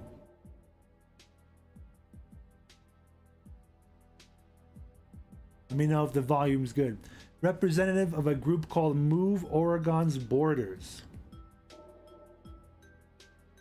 are calling for this. Outline their plan. The Idaho legislature would have to approve the plan that would expand Idaho's southwestern border to the Pacific Ocean. The Oregon legislature and the U.S. Congress would also have to sign off. Supporters of the idea said rural Oregon voters are dominated by liberal urban areas such as Portland and would rather join conservative Idaho. Portland would remain with Oregon. There's a long-time cultural divide as big as the Grand Canyon between Northwest Oregon and rural Oregon, and it's getting larger. Mike McCarter, president of Move Oregon's border for Greater Idaho, told Idaho lawmakers. Supporters of the idea said, if everything falls in line with Oregon, supporters envisioned also adding adjacent portions of southeastern Washington and northern California to Idaho. Backers said residents in those areas also yearn for less government oversight and long to become part of a red state insulated from the liberal influence of large urban centers that tend to vote Democratic. Values of faith, family, independence, that's what we're about, said Mark Simmons, an Eastern Oregon rancher and former Speaker of the House of Representatives. We don't need the state breathing down our necks all the time, micromanaging our lives and trying to push us into a foreign way of living. President Joe Biden easily won Washington, Oregon, and California in November, while President Donald Trumpo carried Idaho with 64%. And Idaho House and Senate each have supermajorities of Republicans. So you're going to start seeing this around the nation. And even on the other side, you're seeing the Democrats, right? Like Biden, they want to make Washington, D.C. a state. Imagine that. A state of glow-in-the-darks. That would be quite alarming. What do you guys think? That's why we have the James Bond music on. Can you guys hear it? I hope it's good. Yes, it is. I know. Breaking news. I'm still getting the memo myself, Titus. I bust Jason's balls all the time. I'm very open-minded when it comes to information, as long as two things. It's not anti-Christian, which I don't think he is. I'm not saying that. Or it's not anti-information, which I think he is anti-information. A lot of people in the truth community are anti-information and deal in absolutes. Titus never deals in absolutes. That's why I love Titus. What that means is dealing in an absolute. When I was on the show with Ryan Dawson and a bunch of truthers, and the topic of 9- the event back in 2001 September, that event, the possibility that a missile was used in that video game that hit the facility and not an airplane. That whole concept, a cruise missile idea, the hole in the building was small. This was outside of New York. And Ryan Dawson, no, that's not even a possibility in his realm.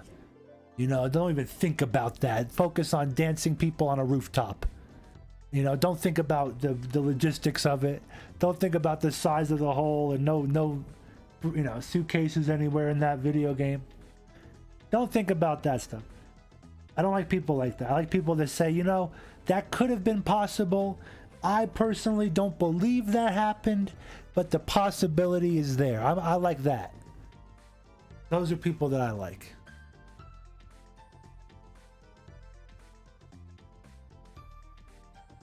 Oh, great. I want to hear about that. Oh my God. So Burmis just said that Alex Jones, the stage. So Titus called out InfoWars. I haven't even covered this. I should cover it. Are we done? Yeah, we're done with this topic right here. I finished up on this one. Let me pull that up. I don't even know, where do we pull that up? On band? Basically, if I gave you a rundown. Oh wow, look where we are. We're zoomed in. We're not even in the bunker. Let's go out and dance a little bit.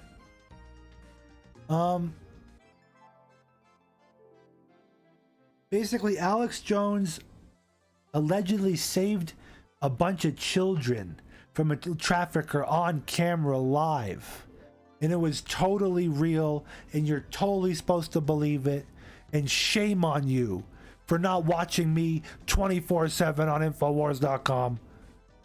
Shame on you for not buying every single one of my products. Listen, he might sell some good products here and there. But my whole point is this. That event seemed very sus. The imposter was sus, right? Very suspect, guys. What do you think? There is, yeah, Titus says there's no way the video was real. I wish I could show you the video. I don't even know, where do we find it? I probably won't even be able to show you it on YouTube. Let me try YouTubing it in the background. Right? We would get banned. We get banned for showing it. And then Montegraph, he called the Mick Allen PD. I like Monty. I really do. He's a I think he has a good heart. He's a little eccentric, but that's not a bad word. Eccentric's not a bad word. That's another word for genius or brilliant, you know? It's just a colorful way of saying it. But I like Monty, I do. And he likes to actually call places, call the police department, call an agency, ask some questions. As a citizen of America, you know, you could do that here. It's not like lesser places like New Zealand where you're not allowed to talk to your government. You have to like stay in line, walk in a straight path. Monty, he called the Mick Allen PD and they said it was fake. The charity said it was fake, but Burmis and his buddies with Alex Jones, big time buddies. So it's real. Burmis is not buddies with Alex Jones when Jones forgets to send the paycheck or something. I remember Burmis was complaining about this once. Do you remember? Anyone remember this, man? Somewhere in the mythos. Burmis was like, yeah, I'm still waiting for a check from Jones. He never paid me from back when I was on the show, right? There was something about that. But they're all friends. They're all friends. I gotta scroll up and read what you guys are saying. Yes, no way it's real. This music, this is good. I don't know what this is. N64. That's our new inside joke for today's show. So everything's about New Zealand today. Politically speaking, nothing personal. This is some Zelda music, I guess. So, Memorial says, I had a hard time believing it from the start. My first impression was, I think my wife just made popcorn. I knew it. I smell it. It smells good. My first impression was, at the very least, the people he was accosting were not doing anything bad, and he just chose people he could make look bad. Oh my god. I wish I watched the video. So anyway, Monty called the McAllen PD, and they said it was fake. The charity said it was fake, but Burmis is buddies with AJ, so it's real. And there are multi-layers to it, like how deep down the rabbit hole is Jones gonna go? Like, we all know, as truthers, that like famous movies show with Joaquin Phoenix that you could watch on Amazon Prime probably, or Netflix, that sometimes police departments are corrupt. And they would say something like that. Sometimes there is a rabbit hole for that, and there is evidence behind that. But how deep is Jones willing to go? And then the charity said it was fake. Again, there is evidence that charities have been comped in the past. That's why the cubicle shills love watching me. That's why you, the fans, love watching me. More importantly, that's why real truthers tune in, like Titus, because I give my opinion that if we went down the rabbit hole, guys, if we held hands and we jumped like Alice, we could say that the police department, they're involved, in the black helicopters, and, you know, this charity, I don't know, guys, this charity's connected. It's connected, I'm telling you. Buy my filters. So I don't know how deep we can go down that rabbit hole. But the truth is, no matter how you cut it, Monty called. And they said no. Not fake. Charity said it's fake. But Burma's buddies said it was so. It's real. Witnesses... Oh, okay. So this is someone else saying. Witnesses claim they saw missiles being shot from another building in NYC. This was all in the Metal Gear Solid video game. You guys know my algorithmic lingo because we cannot talk about these things. But so in Metal Gear Solid, the missiles, they were shot from another building, hitting the towers. Lord of the Rings, the Twin Towers. There used to be a video of it. Can't talk about it too much. But yeah, this information, people like you, remember, God bless you. Honestly, God blesses you with that memory. But, so Monty called, let me keep going down.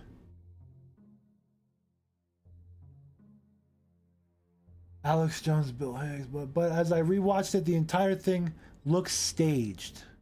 As Titus Frost said, this is Memory Hold saying this in a previous show. Here's Alex. So guys, the best way to watch this information, and the best person who covers this is Titus Frost. He has a whole episode on this. Check him out on DLive. Check him out on his YouTube channel. Click on the name, follow that name that's talking. I'm sure there's information on that channel to follow his other social medias. I don't know what he's on right now. Everyone's on different things. Some people on Rockfin, Rumble, this, that, and the other. I try to keep it simple. I'm on Twitch. We're a gamer. We're allowed to play games here in America, unlike New Zealand, where they banned Nintendo. They banned Sony, PlayStation. You're allowed to have a Sony Walkman. Yeah, we still have Walkmans here in New Zealand. I never heard of a CD player. What's a CD? Oh, we have Laserdisc. But, oh man, that Cuban cigar was good, I'm telling you. I feel good right now on Friday. How's everyone's Friday right now? I'm hoping your Fridays have been awesome.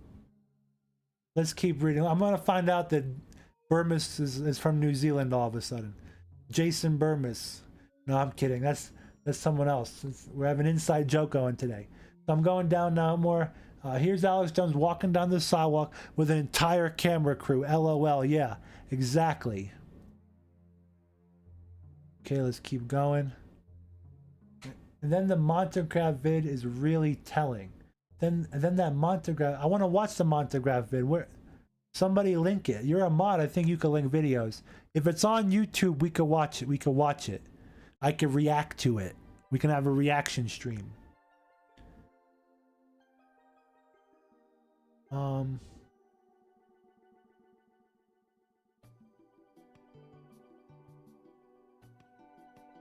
Okay.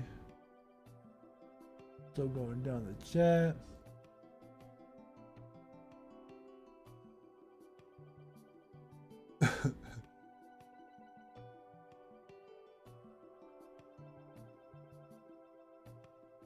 Okay, so Captain Frost saying the old media is trying to ignore it, hence why no one is talking about it. They all know it's fake and not defensible, so they are ignoring it as it exposes how fake the drone's crew is. Yeah, I gotta watch it now. I haven't watched it. Titus, I'm joining the leagues of gentlemen like yourself. I'm becoming a father. So I've been very busy. Painting the nursery, this, that, and the other. Prepping, buying diapers. So, I'm going to be gone for a couple months. I'm going to be leaving you guys with a bunch of content, though, on the main channel. And I'll be popping in from time to time. Quick pop-ins. Like Mary Poppins. So that's why I haven't watched the Jones thing, but I've like read about it, heard about it. I always keep up with your Twitter. So I've known that it's fake, you know? Like, it's almost like the Roman legionnaire in the Bible, you know? He didn't have to even go home to know. He had authority. He commanded not legions, but hundreds of men. So he just knew it was all okay when Jesus said his servant was healed. So when I look at Titus's Twitter, when it comes to political information, when I see that Titus says something like, Alex Jones faked the staged event, I don't even have to watch the event. I just like, oh, okay. That I believe it was staged. I don't need to waste my mind space further to watch the actual video. Plus, I can't even watch it on YouTube anyway. That would be for like a DLive only stream. That's how like horrible it's become on YouTube. It's like, wild. We could watch it on this channel, but you never know. You never know. Boss Tube says I can't bring myself to criticize AJ anymore. Not until everyone else gets skin in the game. He has a lot of skin in the game. True. Very true point. Very good point.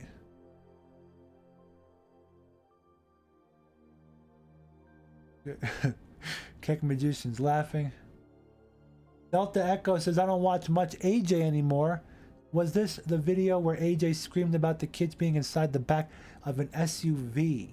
I think you're right about that. It was some type of car and kids in it. Who deleted this? What's going on?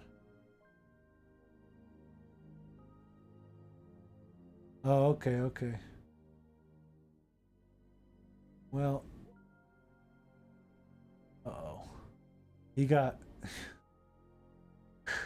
Reefer. That's the stage video with the SUV.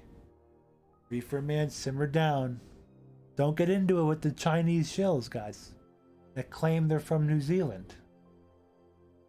Where's Yoshi? It's kind of early on a Friday. Yoshi is a young, like virile. Is it virile or not? I don't want to. Yeah, virile. He's like very potent, being a young man. You know, he's an eligible bachelor.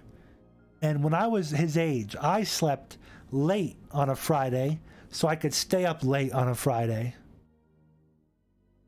So that's my guess. He's not up yet. Geez, the difference between, like, I'm not saying the word right. Virile, like being like potent, and viral is like one syllable, one vowel. No, I don't think Yoshi is viral. Unless it's like social media viral, then that'd be awesome. Yeah, honestly, Reefer Man, chill. Or we're gonna have to silence you. No gamer words, no bad words, guys. Monty privated his video, okay. Privated video. That means he can only send out a link to people. So be careful out there, guys. Privated videos.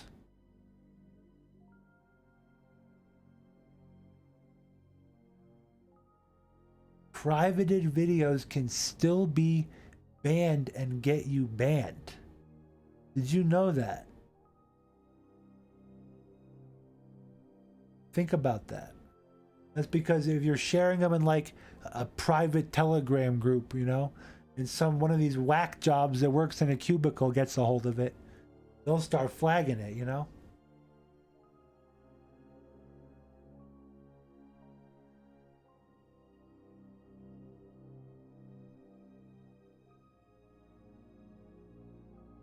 Okay, yeah, so we talked about Jones. Perfect. So Burma's linked up. Dude, it's almost like you know, Spot 'em got him and Pooh Shiesty. It's Jason Burmis and Alex Jones, Shungus, right? Linking up. Keep it, need it or keep it, guys. Burmis and Jones linking up, guys. It's the hottest thing to happen in the truther movement since Pooh Shiesty and Spot 'em got him. Sneed 'em, feed 'em, right? I love Eggy, Eggman, Egg White. His new songs. Sneed 'em, feed 'em. He has another one too.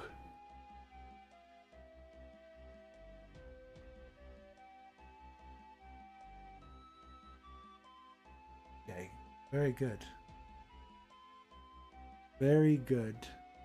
So let's continue. We got some more news.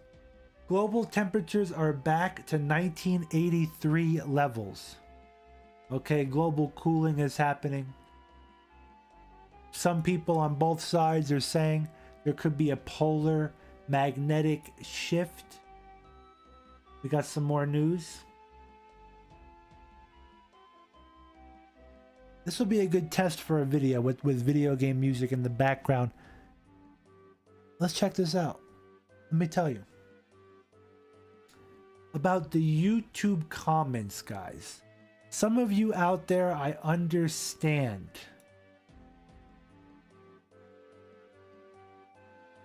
We're going to read this, but I'm going to give you my rundown first, and then we're going to read this.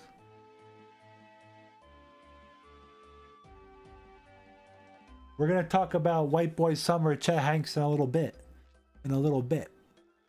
But for those of you that are boomers, or even those of you that aren't tech savvy, or even people that are tech savvy but aren't YouTube savvy, or even social media savvy now, you're wondering, why have I been banned on my social media account, on my Twitter account, on my Instagram account?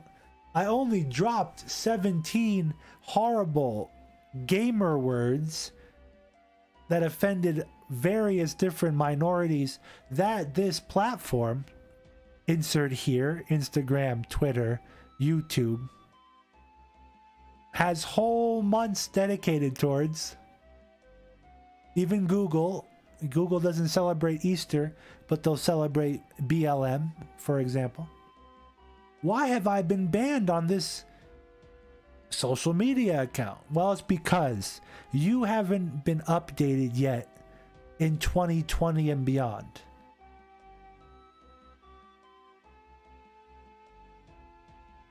You can't say those things on these platforms anymore because big tech has taken over and you don't have freedom of speech anymore. And they're even arguing that everything that you say is hate speech. Even truth is hate speech now, right? Ricky Radness, you are such a nice... Ricky Radness, guys, he has a great YouTube channel. He's a great guy. Ricky, you are such a nice person. But I would scroll upwards and read all of your new buddies' comments. He doesn't quite like where you live. He doesn't quite like your nation. He probably works for Xi Jinping. Someday even comments like that, if the Democrat overlords get their way, will be unable to be spoken. You won't be able to talk about other governments. Canada is trying to make it where other nations you're not allowed to talk about. Now think about that. You cannot criticize another government's nation. Well, our Constitution says we can, but they're definitely trying to change it.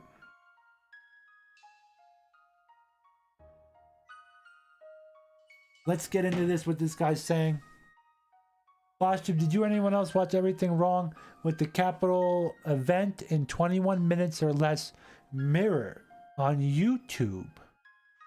No, I have not. I gotta watch that out. Sive Sif, what's going on? We're just having a very awesome Friday. We are definitely attracting glowing mosquitoes like a bug zapper, because we're covering some awesome news and awesome events, and we're boosting morale while we do it.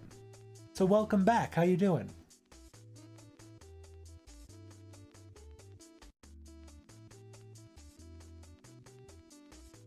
Nice. Ricky's feeding the doggos. That's a big job. When you have the most awesomest beagles. This isn't like, oh, I gotta go feed my dog, guys. I'll be right back. I gotta go walk my two dogs. My boy Ricky, he has the most beautiful purebred beagles on the entire East Coast. Beautiful kennels, beautiful facility. So that's a job. You gotta go out and feed them. It's like if you're on a farm, you gotta feed the animals, go feed the chickens, feed the sheep. I bet it took you probably at least an hour. Couple, maybe 2 hours. Might have to groom them a little bit. I don't know what the weather's like over there. Maybe it's hot. Might have to hose them down. No, I don't know.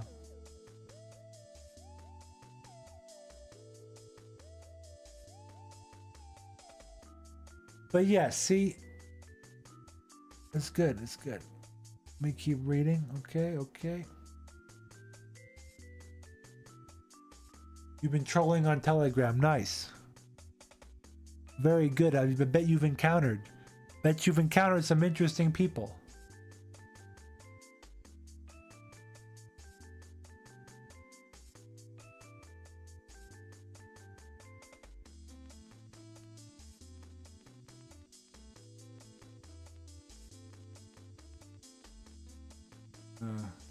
Let's talk about YouTube comments. For the past 1 second. For the past few years, YouTube comments have been nothing but useless. It's filled with people who farm YouTube likes, people who talk about completely irrelevant stuff, and downright dumb comments that make little sense.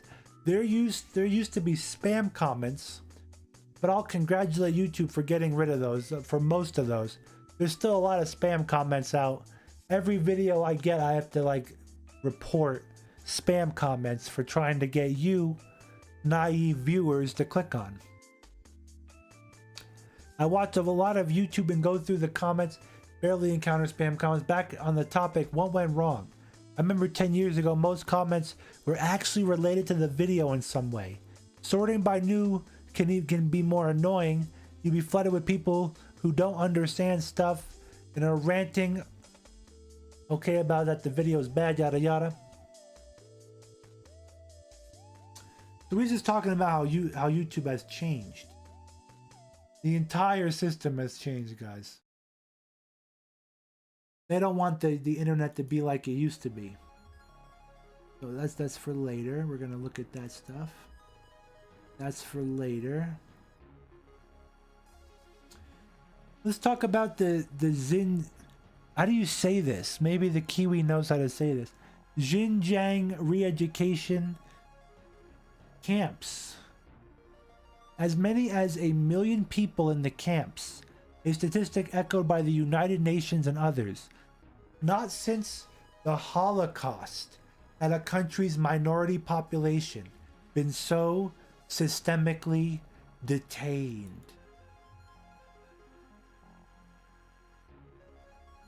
Surviving the beatdown of Jan King. This is from the New Yorker, guys. This is where I'm quoting this information from.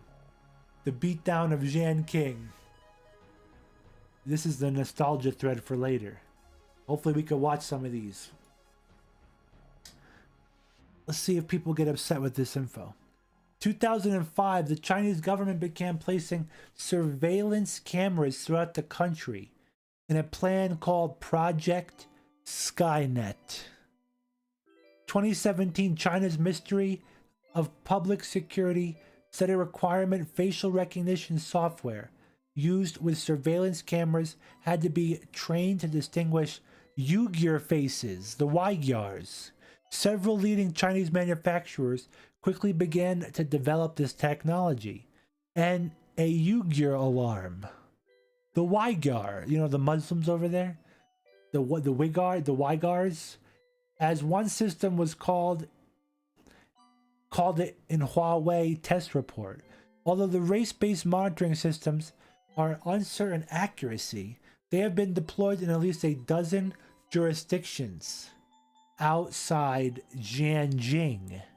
I'm not saying that right.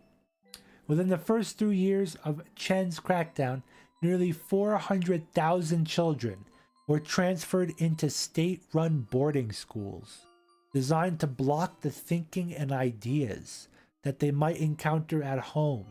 New infrastructure had to be quickly built to house the children, many of whom had double detained parents.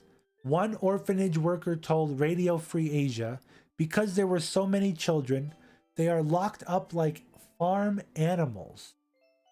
Sabat recalled that mothers held in her facility were very pliant. In order to see her child, they were willing to do everything. Koitun had become an open-air prison. The city was rigged with checkpoints where Uyghurs and Kazakhs, the poor Kazakh people, were forced through scanners even as Han residents freely passed. We will implement comprehensive, round-the-clock, three-dimensional prevention and control. Chen Gugu had proclaimed, "We will resolve achieve no blind spots, no gaps, no blank spots." How did he say it? We will resolutely achieve no blind spots, no gaps, no blank spots. That's how they said it. The technology was deployed to create a digital age apartheid. This is all from the New Yorker accent and all. They have a little soundbite you could play that plays the little accent. Pretty amazing, guys. It goes even into deeper details. Packed like rats, guys. All in the New Yorker. The New Yorker's covering it.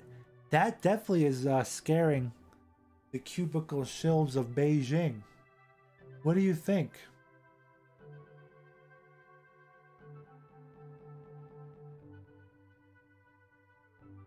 Okay, let's see.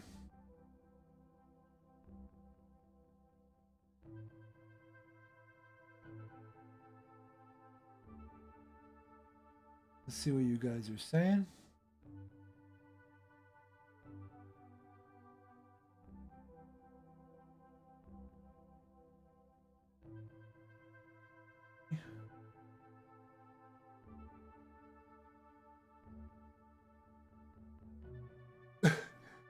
Yeah, how much do you get hourly?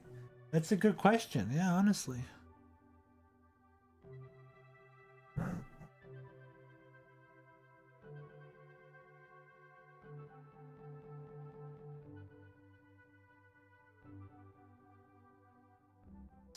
BossTube said he sent me a link.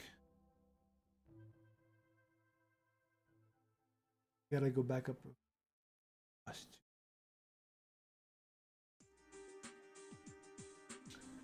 I see. How do you use the mirror? Just put that at the end of a YouTube thing? What went wrong with the cap? Everything.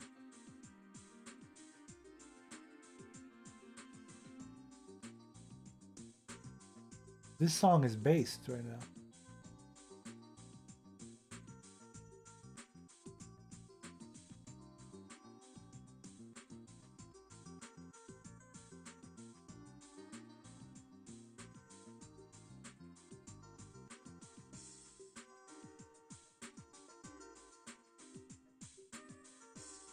Okay, I'm gonna pull that up. We're gonna read this.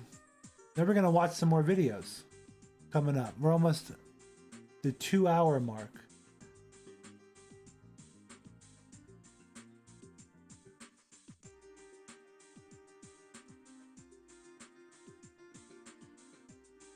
I wonder what the minimum wage in New Zealand is.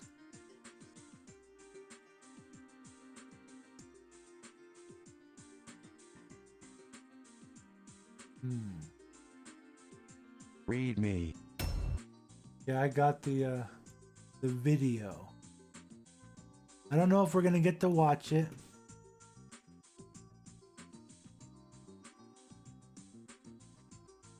Read me. I don't know. Not a big channel. Age restricted video. I don't know. What works for his channel algorithmically might not work for mine. I don't know if we could watch this. I gotta take a Situation for a disaster. Definitely looks like a great is video. overwhelming. I'll promote the video for sure. All you guys. Think for yourself is the channel. Everything wrong with the Capitol event. That's the word you need to use. In 21 minutes or less. We might get to that. We might. So, the latest Zoomer trend is now that it's entirely possible to go to Hogwarts through reality shifting. Zoomer apartheid when? Is that what he's saying? Zoomer apartheid? Here's my script for shifting to Hogwarts, guys. Gen Z literally shifting realities so they can go to Hogwarts. It's 4 a.m. I just woke up from a shift of 8 months at Hogwarts. I want to go back. Let me leave. Who comes up with this? Reality shifting to go meet my favorite fictional characters. 5 misconceptions, myths about reality shifting. So reality shifting is the Zoomer light diet form, I guess, of astral projection / remote viewing / moving in the spirit. So they're just doing all this in their imagination.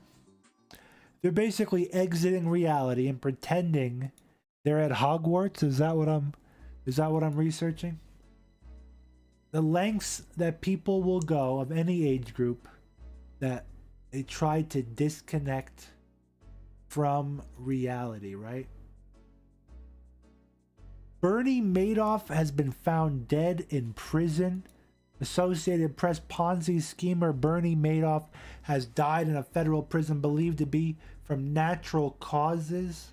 I mean, what can you say about this? He answered the call, guys. He answered the call on the phone. Interesting, huh? Good picture. We have to save this one. Put that in our phone folder. So former CIA chief says, don't regulate Bitcoin. We need it to spy on people. And redreports.org is where this is from. You need to spy on people's transactions.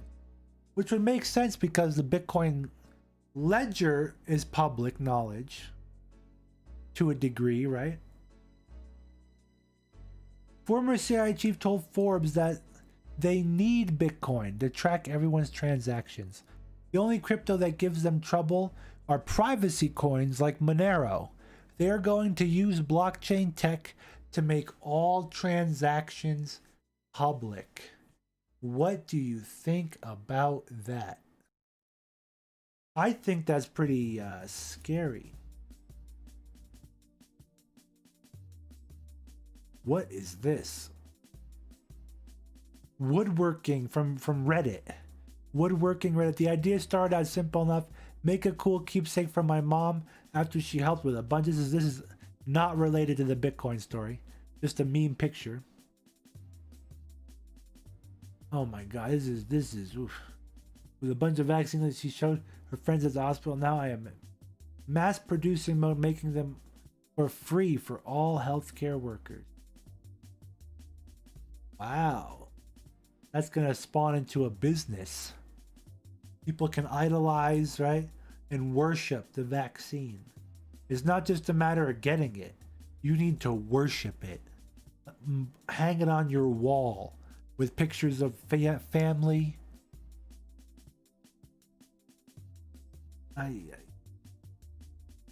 Bitcoin, guys. Buying Monero for dummies.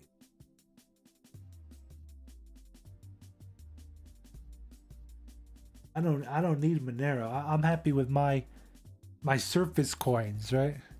Somebody donated last week $360 worth of Ethereum. I never gotten I've maybe gotten a $10, $20 Ethereum donation in the past. That was hugely amazing. And thank you so much. And I think this week it's up to 440. But it's down today probably. Everything's down today, right? This is whacked out Friday.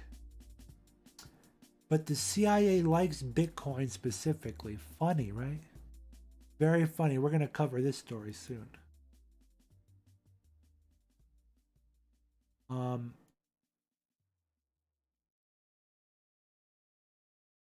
then finally in this little segment, Chelsea, this file does not exist anymore. They took this down in real time. And Chelsea Handler had a tweet saying, why would any person of, I don't even want to say it because it's very disrespectful. But Chelsea Handler referred to ethnic people of color And she's saying, why would any person of that ever comply with a police officer when there is a 50-50 shot of getting accidentally shot? She couldn't even word it properly. Chelsea Handler, guys. We all know about her. She is very sickening. It just goes back into Hollywood / mainstream media culture. Now / e-celeb culture. We'll wrap this guy up into the final segment of this. Richard Spencer, guys. Look how far he's fallen. This is Anon saying, let's check in on this gross sack of politico. Of politicism, right? Of politicking. He is kicking politics. But if you change one of those consonants or vowels, it's going to sound even worse. Get your vaccines, Richard Spencer says. Shelter in place, Richard Spencer says. Wear the damn mask, Richard Spencer tweeted out. Hashtag vote Biden, Richard Spencer did. No election fraud whatsoever, he told his viewers. Capital of protest deserve prosecution. Nobody ever conspires. It's wrong that Tucker attacked the ADL. There's no such thing as inflation. Binge watch every Netflix, Disney, Hulu mega series because we can best defeat liberalism by being its biggest consumer. Very awesome. I wonder.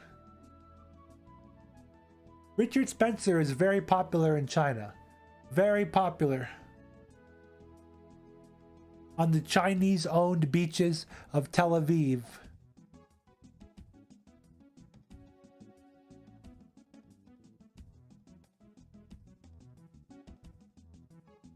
I gotta drink some water. What are you guys talking about? Let's see.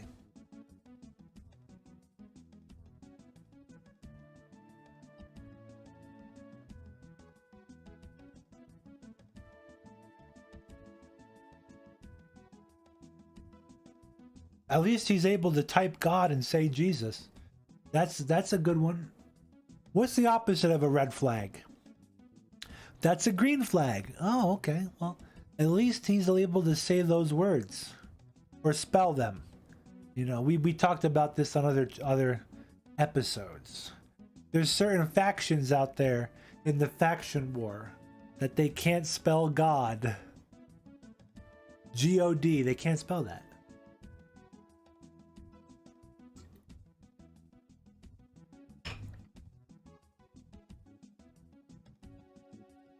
But it's like a 98% success rate. There's still a 2% chance that they just completely, you know. But I don't think it's the case. I'm talking to myself. This is I call it shill faction war deciphering. I'm actually writing a book about all my knowledge of these shills. Would you like that book? I have to work harder on it in my off time.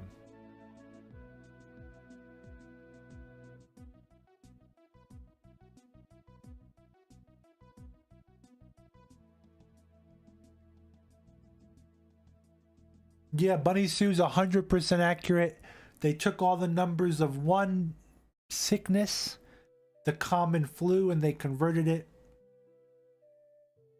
amplified it. Yep. Richard Spencer, though. Richard Spencer, just like all the other e-celebs, comped. What about, I can't play the song because they're probably copyrighted, but White Boy Summer. Chet's Rules. How is this shield? Hey guys. So you look, remember? I just wanted to tap in. He wants to tap in. We're gonna hear this. Let's mute. Someone asked about the White Boy Summer.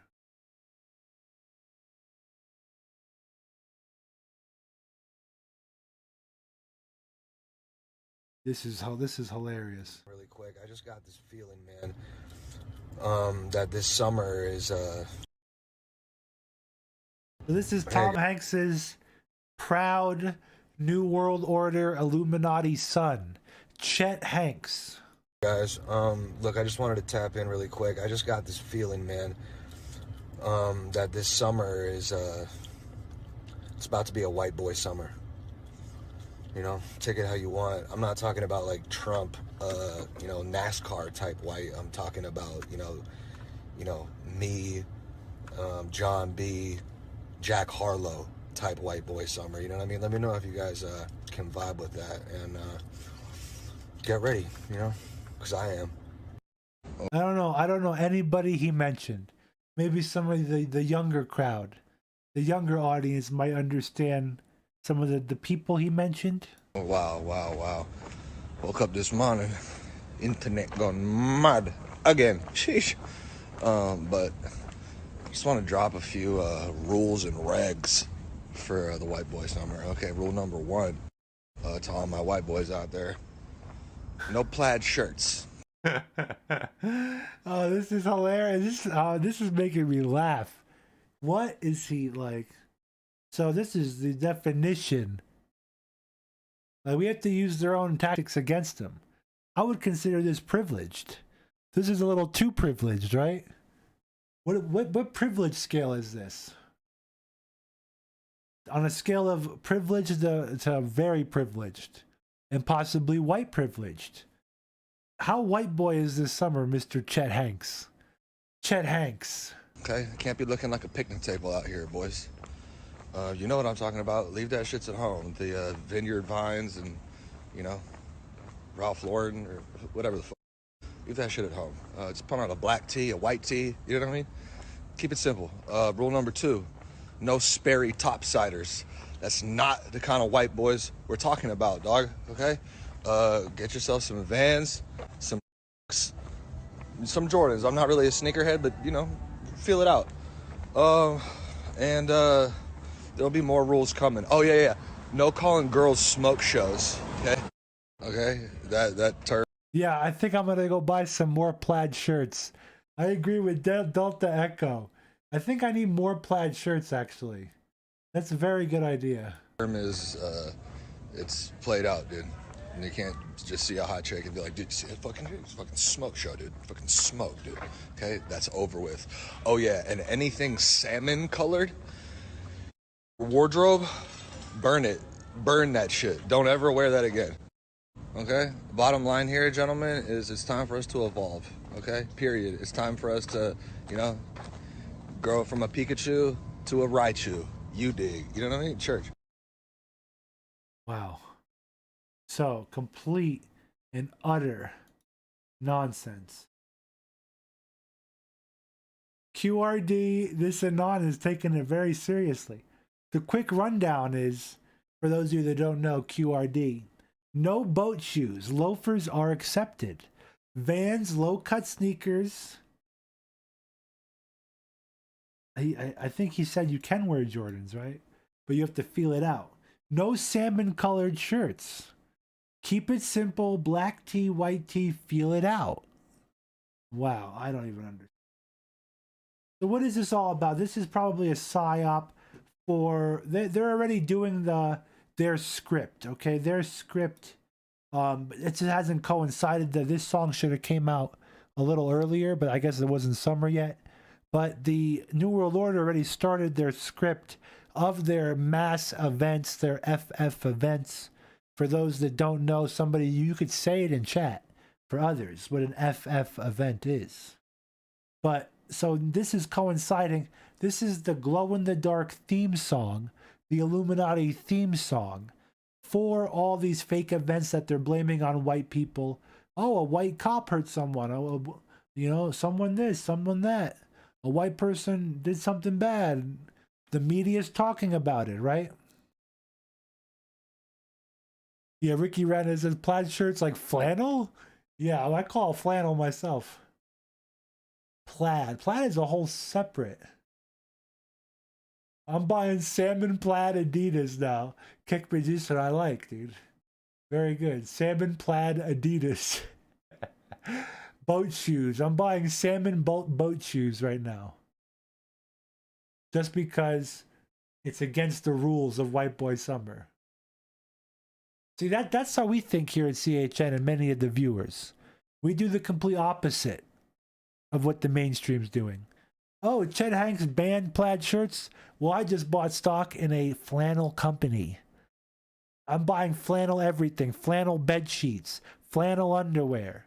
I don't care if I'm sweating my balls off this summer. I'm rocking all flannel. Flannel hat. I'm going to look like I'm a hunter in freaking Bugs Bunny. Flannel everything.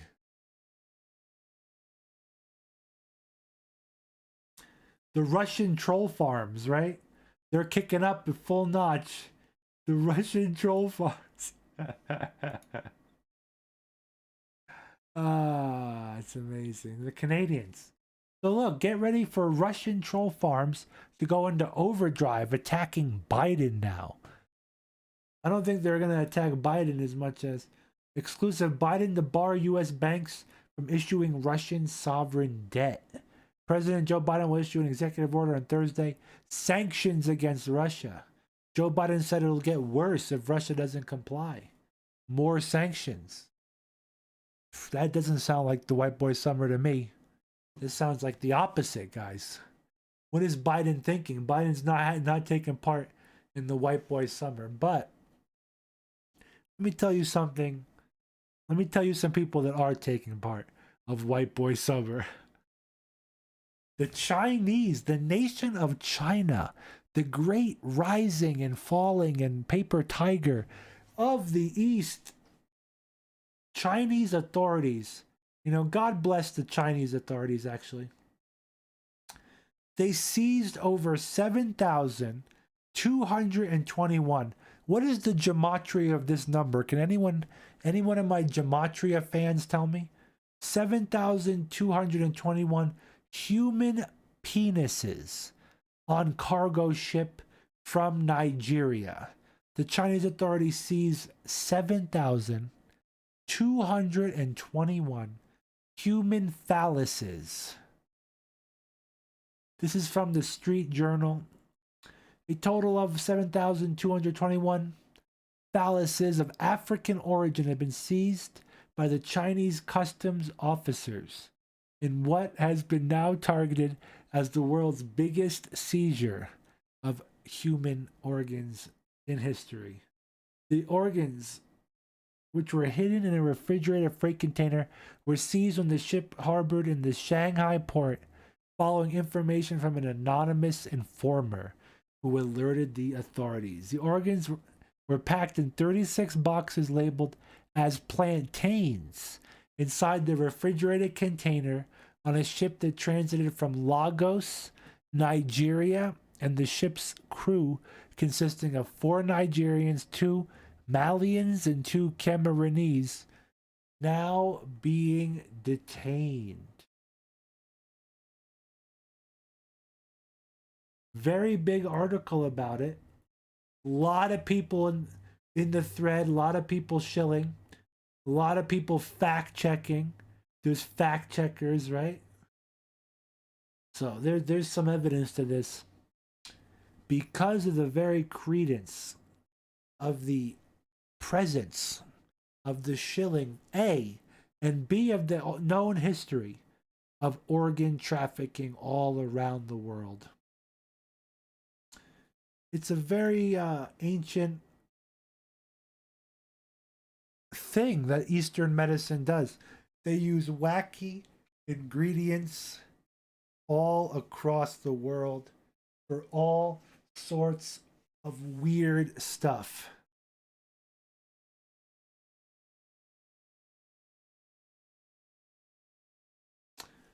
Just reading the chat. Very, very, very, very crazy. This is from an Indian Anon. Reminder that if you had invested $2 in Bitcoin 10 years back, you would have been a millionaire today. So why didn't you invest, Anon? This is why you're out there waging. This guy was a bit late. He sold assets, yada, yada. I am not telling you to run out and buy Bitcoin. On the last couple episodes on the main channel, you would see that I like XRP. I think XRP is going to be the future Bitcoin, put it that way. But we all have our theories. I'm sure other people have different theories. And my theory does not involve going out there and putting your life savings on anything. It just involves having a few coins just to say you have it. Wouldn't you love to say, oh, I still have 10 Bitcoins I kept from 15 years ago, from 12 years ago? Wouldn't that be awesome to say that, right? Gotta move the microphone. I think that would be awesome.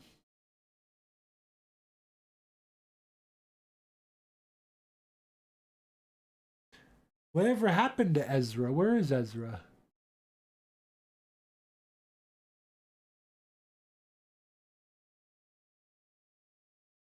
Is he here?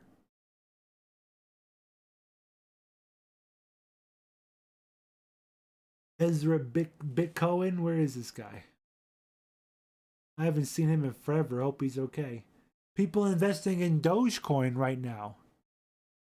I think it's a good idea to do it the organic way, on an exchange, owning your coin, being able to sell your coin. People that bought Dogecoin on Robinhood, all I can say to you is your magic phrase. Oy vey. Why would you buy Dogecoin?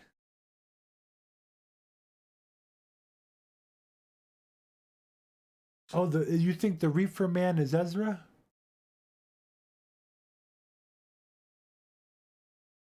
Is that your theory?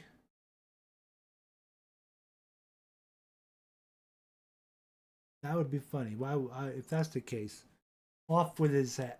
Off with his head. Ban. No, I'm kidding. I'm kidding. Don't do it. I'm just kidding. In 2009, someone offered me $40 worth of Bitcoin for a bunch of breakcore records.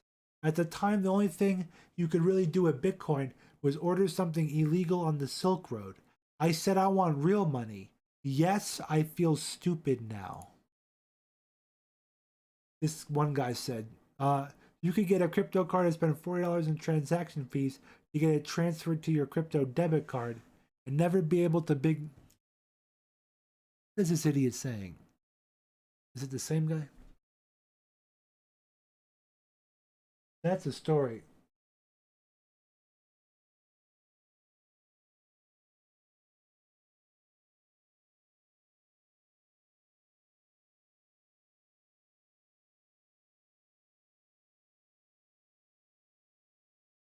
Ricky Rannis is saying he made bank on Bitcoin and appeared on a talk show.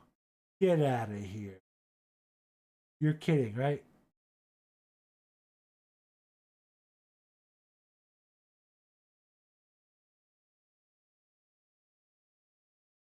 Are you serious? Tell me the talk show. I'd love to watch it. I gotta see that. I hope he remembers us. Is he going to remember us and send us a little donation? If that is true. He was rich before the Bitcoin. His family is like oil barons of the West Coast. But it's good that he made his own money. That means a lot when you're born into a rich family. You don't want daddy's money. You got to use your own, Good. Very good for him.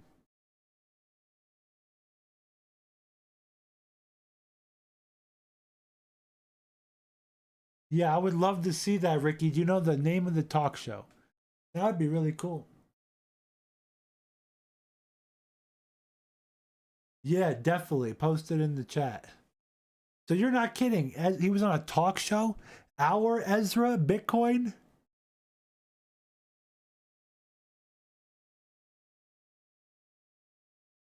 That is awesome. Yeah, I want to see the talk show. That'd be great. Yeah, he was huge Bitcoin over everything else. He always talked about Bitcoin. This is way back before the 50K, 60K, right?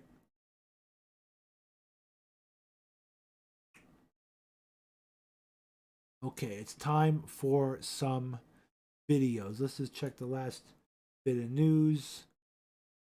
Let's do some rapid fire news. Microplastics. It's always something that in the mainstream media and pop culture, they want you to be afraid of nanobots currently attacking you, but you've never heard of microplastics, which are definitely affecting your reality, affecting your world, affecting your water supply. Very bad stuff. The Chauvin trial general, people are so fixated and fascinated with this on both sides. They like, I'm just everyone wants to watch this. I didn't watch the OJ trial. I'm not a big fan of watching trials, so that's why we haven't covered it. Just a political hot topic that the New World Order will use against you, and I mean you, the average person. They want you talking at work or talking with your friends and family and dividing everyone over this topic when both sides were wrong. Put it that way. Bad situation, both sides.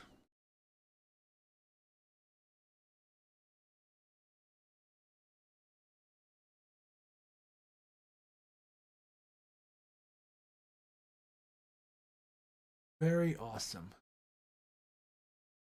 Very awesome. How's Florida? Is not very awesome to what you're saying about Ezra in the chat. I find that amazing.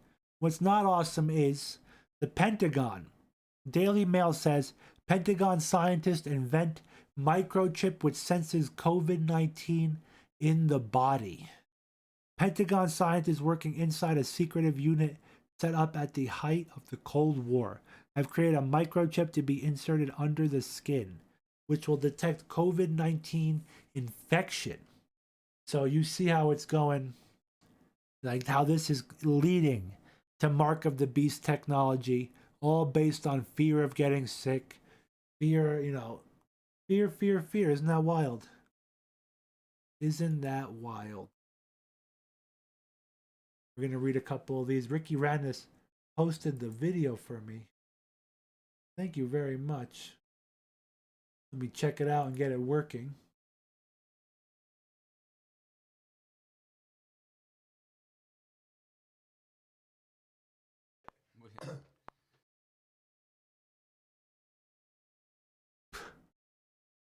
What is this? Oh yeah, okay, let's see. So is this like a long? Yeah, okay, let's see.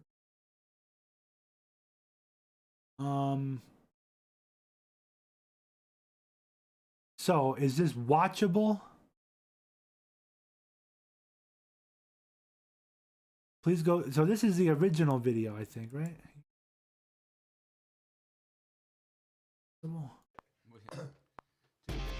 Modern day warrior. Another episode. If you're fighting against the toughest, you're gonna. Right. Oh yeah. Another episode. If you're fighting against the toughest, you're gonna become the toughest. If you're fighting in that environment, the toughest environment, you're gonna become that environment. It's another. So this is a 40-minute video. Let's watch a little bit of it. Episode of Modern Day Warrior. Ready to. This is back from December 21st, 2020. So 4 months ago. Fucking fun right now. What's Part going 2. On? Yeah, part 2 right now. Part 2. What's going on, everybody? What the fuck's cracking? Man, we're having fun over here. Yeah, it got so fun we had to do a part 2. That's right, man. We're always on part 2 and shit. We ain't messing around. Part 3, part 4, part 5. Coming back for it, man. I like a good.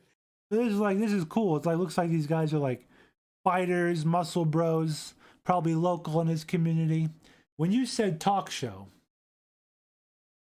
I thought you were, you telling me he was on Oprah, that Ezra was on Oprah Winfrey.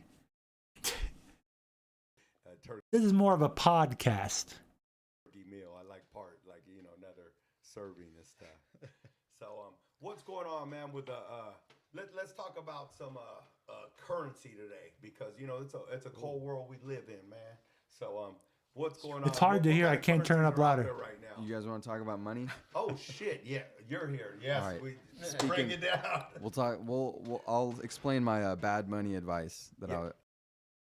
Is this back? But when did crypto got big this year? Right? Like when did it hit 60K? Was it by this time? No, right? Mentioned in the first episode. Fuck yeah. Yeah. So basically, Well, look at this. If we look at this year, 2020, we went through a lot of crazy changes this year. And one of the main things that happened this year was the money printing went way out of control.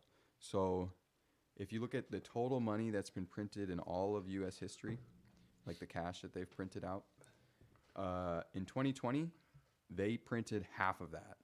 So they added like trillions of dollars of debt. And we only saw 2 trillion of that. So that $1,200 check, that was only 2 trillion of this like 10 plus trillion dollars of debt that we just added on this year. Right. And so basically what the result of this is going to be is that This is probably a very good podcast. I recommend everyone watch this on their own time. We're not going to watch the whole thing, but we'll watch a couple minutes of it. cash is going to, like, we've all seen that, like, oh, $1 back in the day, like a Coke was like 10 cents. It's like the Joe Rogan can buy you a podcast. bunch of shit, right?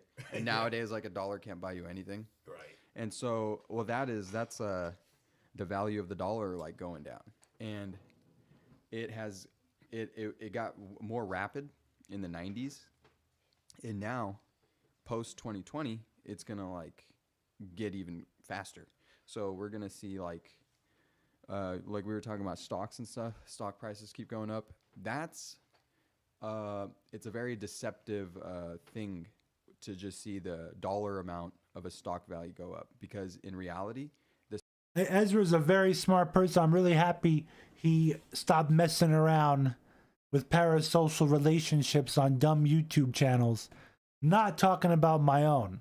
I'm talking about like others out there. It looks like he's doing something with his knowledge now about finance.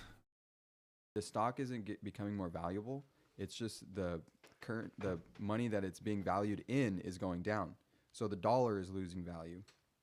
And that's because there's so much money being printed right now. That's why you see house prices keep... Here.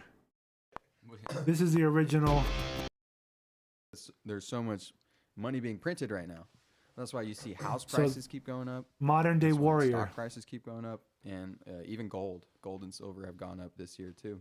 So that makes our American dollar, I mean, all the dollars around the world go down. Yeah, well, America, the dollar, that's like the top, Yes, right? exactly. We're like the world reserve pretty much. So if we start going down, and everybody else is in trouble too. Exactly. So that's horrible. You know, keep printing money. It makes us look weak, and it's just not good. Sounds like Biden set up the fail. Yeah. Oh yeah. Yeah. They'll try to blame it on Biden. Well, you see, Biden is you look if you look at Trump, he had Steve Mnuchin as Treasury Secretary. Goldman Sachs. Yeah, and he's from Goldman Sachs, straight out of Goldman Sachs. So, you know, he was that was like straight from the swamp. The only job you ever had. Right. And if you look what he did, he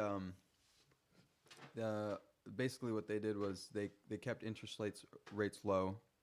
And now we got Janet Yellen coming in as Treasury Secretary. And she was a former chairman of the Federal Reserve. And she did a disastrous job there. She like totally wrecked their whole books. And you know, when she was announced as the secretary, the stock market plummeted, just because like nobody knows what's going to happen now. And so, as far as we know, one thing that we do know is going to happen: money printing is going to continue, and it's going to be like quantitative easing, like you've never seen it before. So we're going to keep on seeing like all these asset prices go up. We're going to see the devaluation of our dollar. So, you know, groceries are going to get more expensive. Right.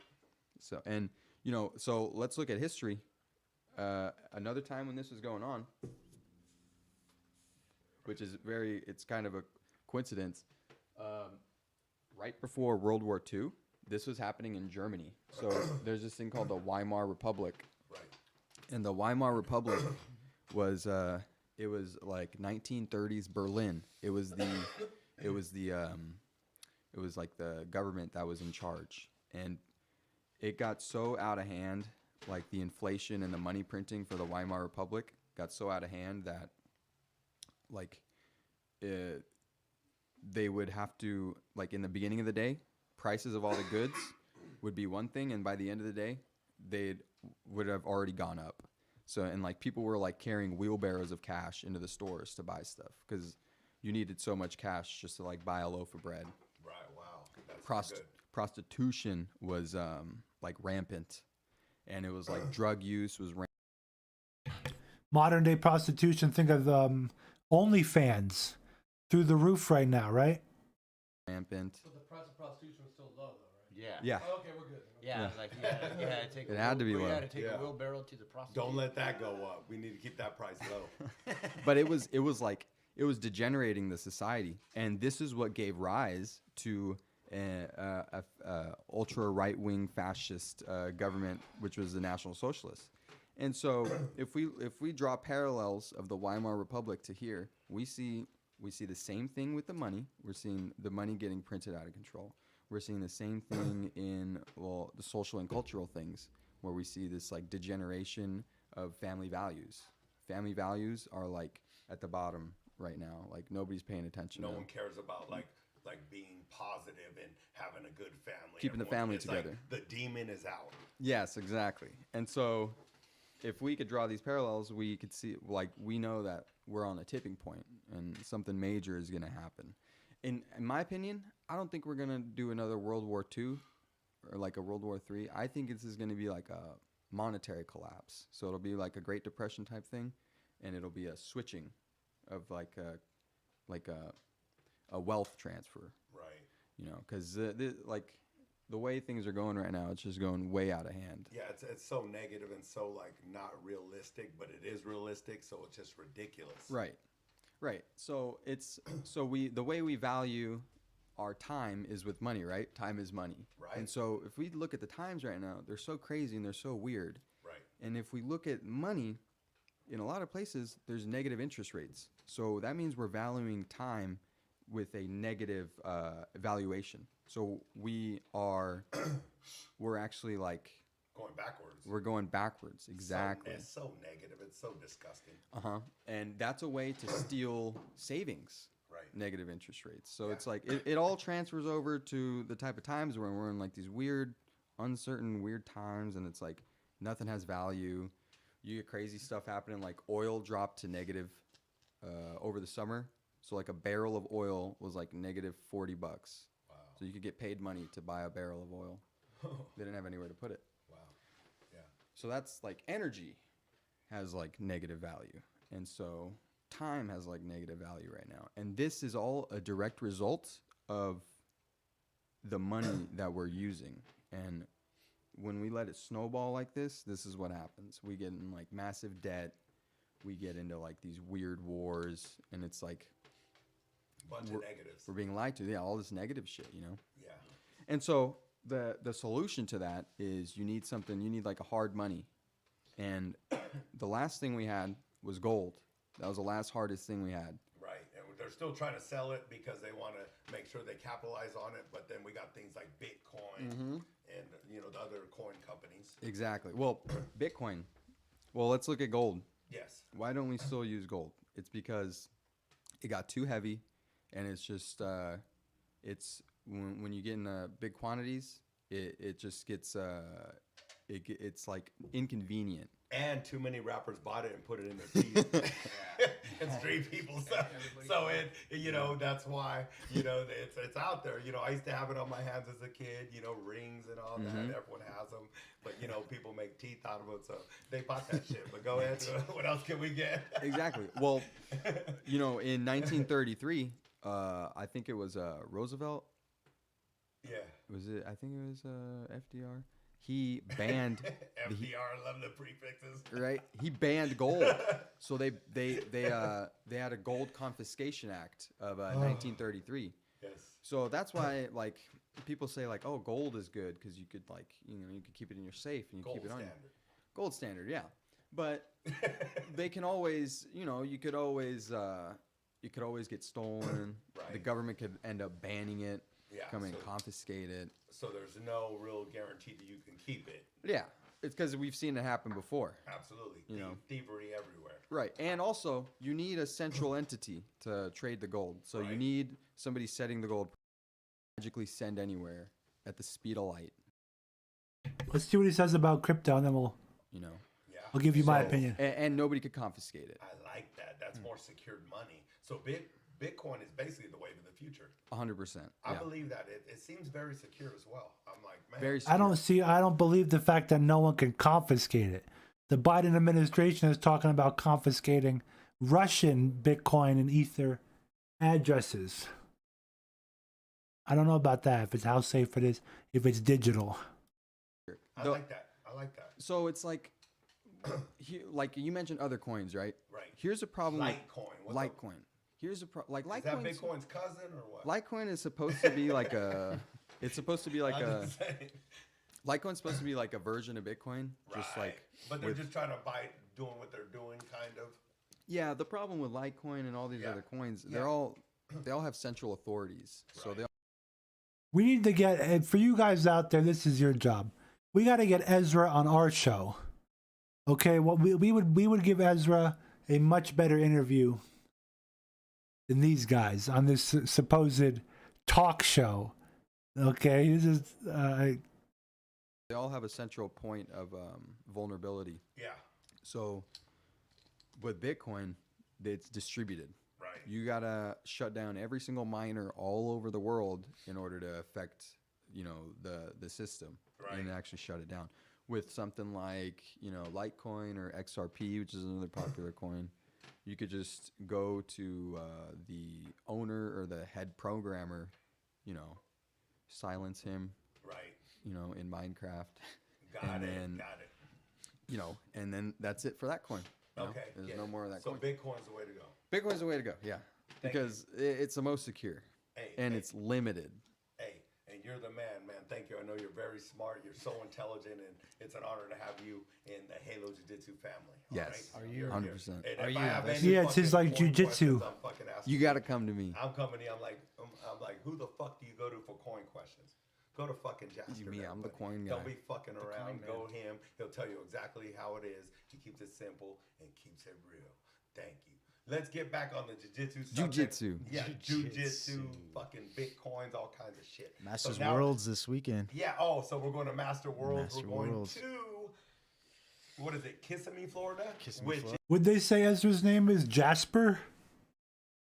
Right? Would they? Keeps it real. Thank you. Let's get back on the jiu-jitsu. Go to fucking Jasper. I'm the coin guy. Don't be fucking around. Like, who the fuck do you go to for coin questions? Go to fucking Jasper. I'm the coin guy. Don't be fucking around. Go him. He'll tell you exactly how it is. He keeps it simple. I want to get Ezra on the show. I want to talk to him about coins now. I know, and I'm excited. I think we can do a really good interview about this stuff.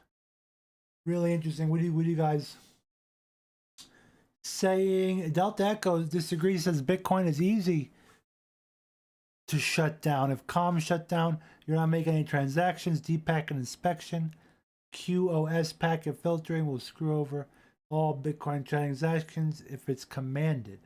I mean, it's all digital. It's like, if my Steam games, if my internet goes out, you can't play certain Steam games because they're digital, unless you have the Goldberg Steam emulator on GitHub. These workarounds, but even then, you get what I'm saying. If it's digital, it could be shut down, messed with. Let us do. Vice News is saying Trump's conspiracy about Johnson & Johnson vaccine is straight from 4chan from April 14th, 2021. Still talking about Trump, talking about you guys, you anons out there. Florida House passes anti-trans bill allowing student genital inspections. Penis Inspection Day has arrived in Florida officially. The memes are coming true. It's scary to think about that the memes are shifting reality. So this is the memory hole thread. A lot of good information in here. The one that he starts out with really got me going. Remember when the judge assigned to the Deutsche Bank Epstein laundering case saw her son and husband shot by a man disguised as a FedEx delivery driver 4 days after being assigned to the case? Unbelievable, right? That was a super memory hole, guys. Super memory hole. We're going to keep that one up. We're going to go back and watch all that. Everything wrong with the Capitol shooting in 21 minutes or less. Think for yourself, YouTube video. Check it out for yourself, guys. We do not have time to watch it today.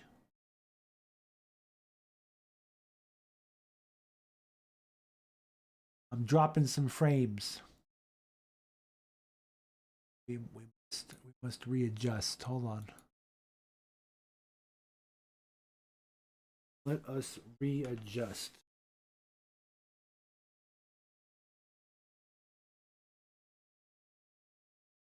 Okay, that should be better, hopefully.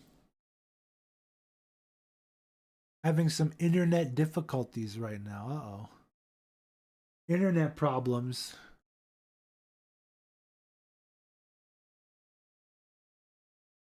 Son of a Shiza. It's, yeah, internet's pretty wonky right now. Hopefully it stabilizes.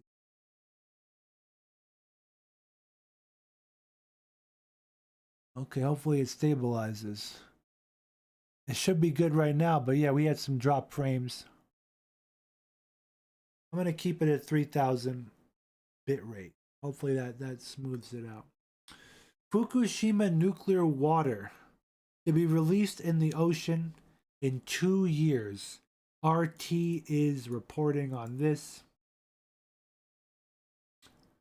They have been releasing it into the ocean. What are they talking about? Where have they been putting the wastewater? They've been bottling it up, they're saying? I've heard that they've been dumping it into the sea. They dumped it early on, right? Crazy. Crazy, crazy, crazy. Let's watch another video.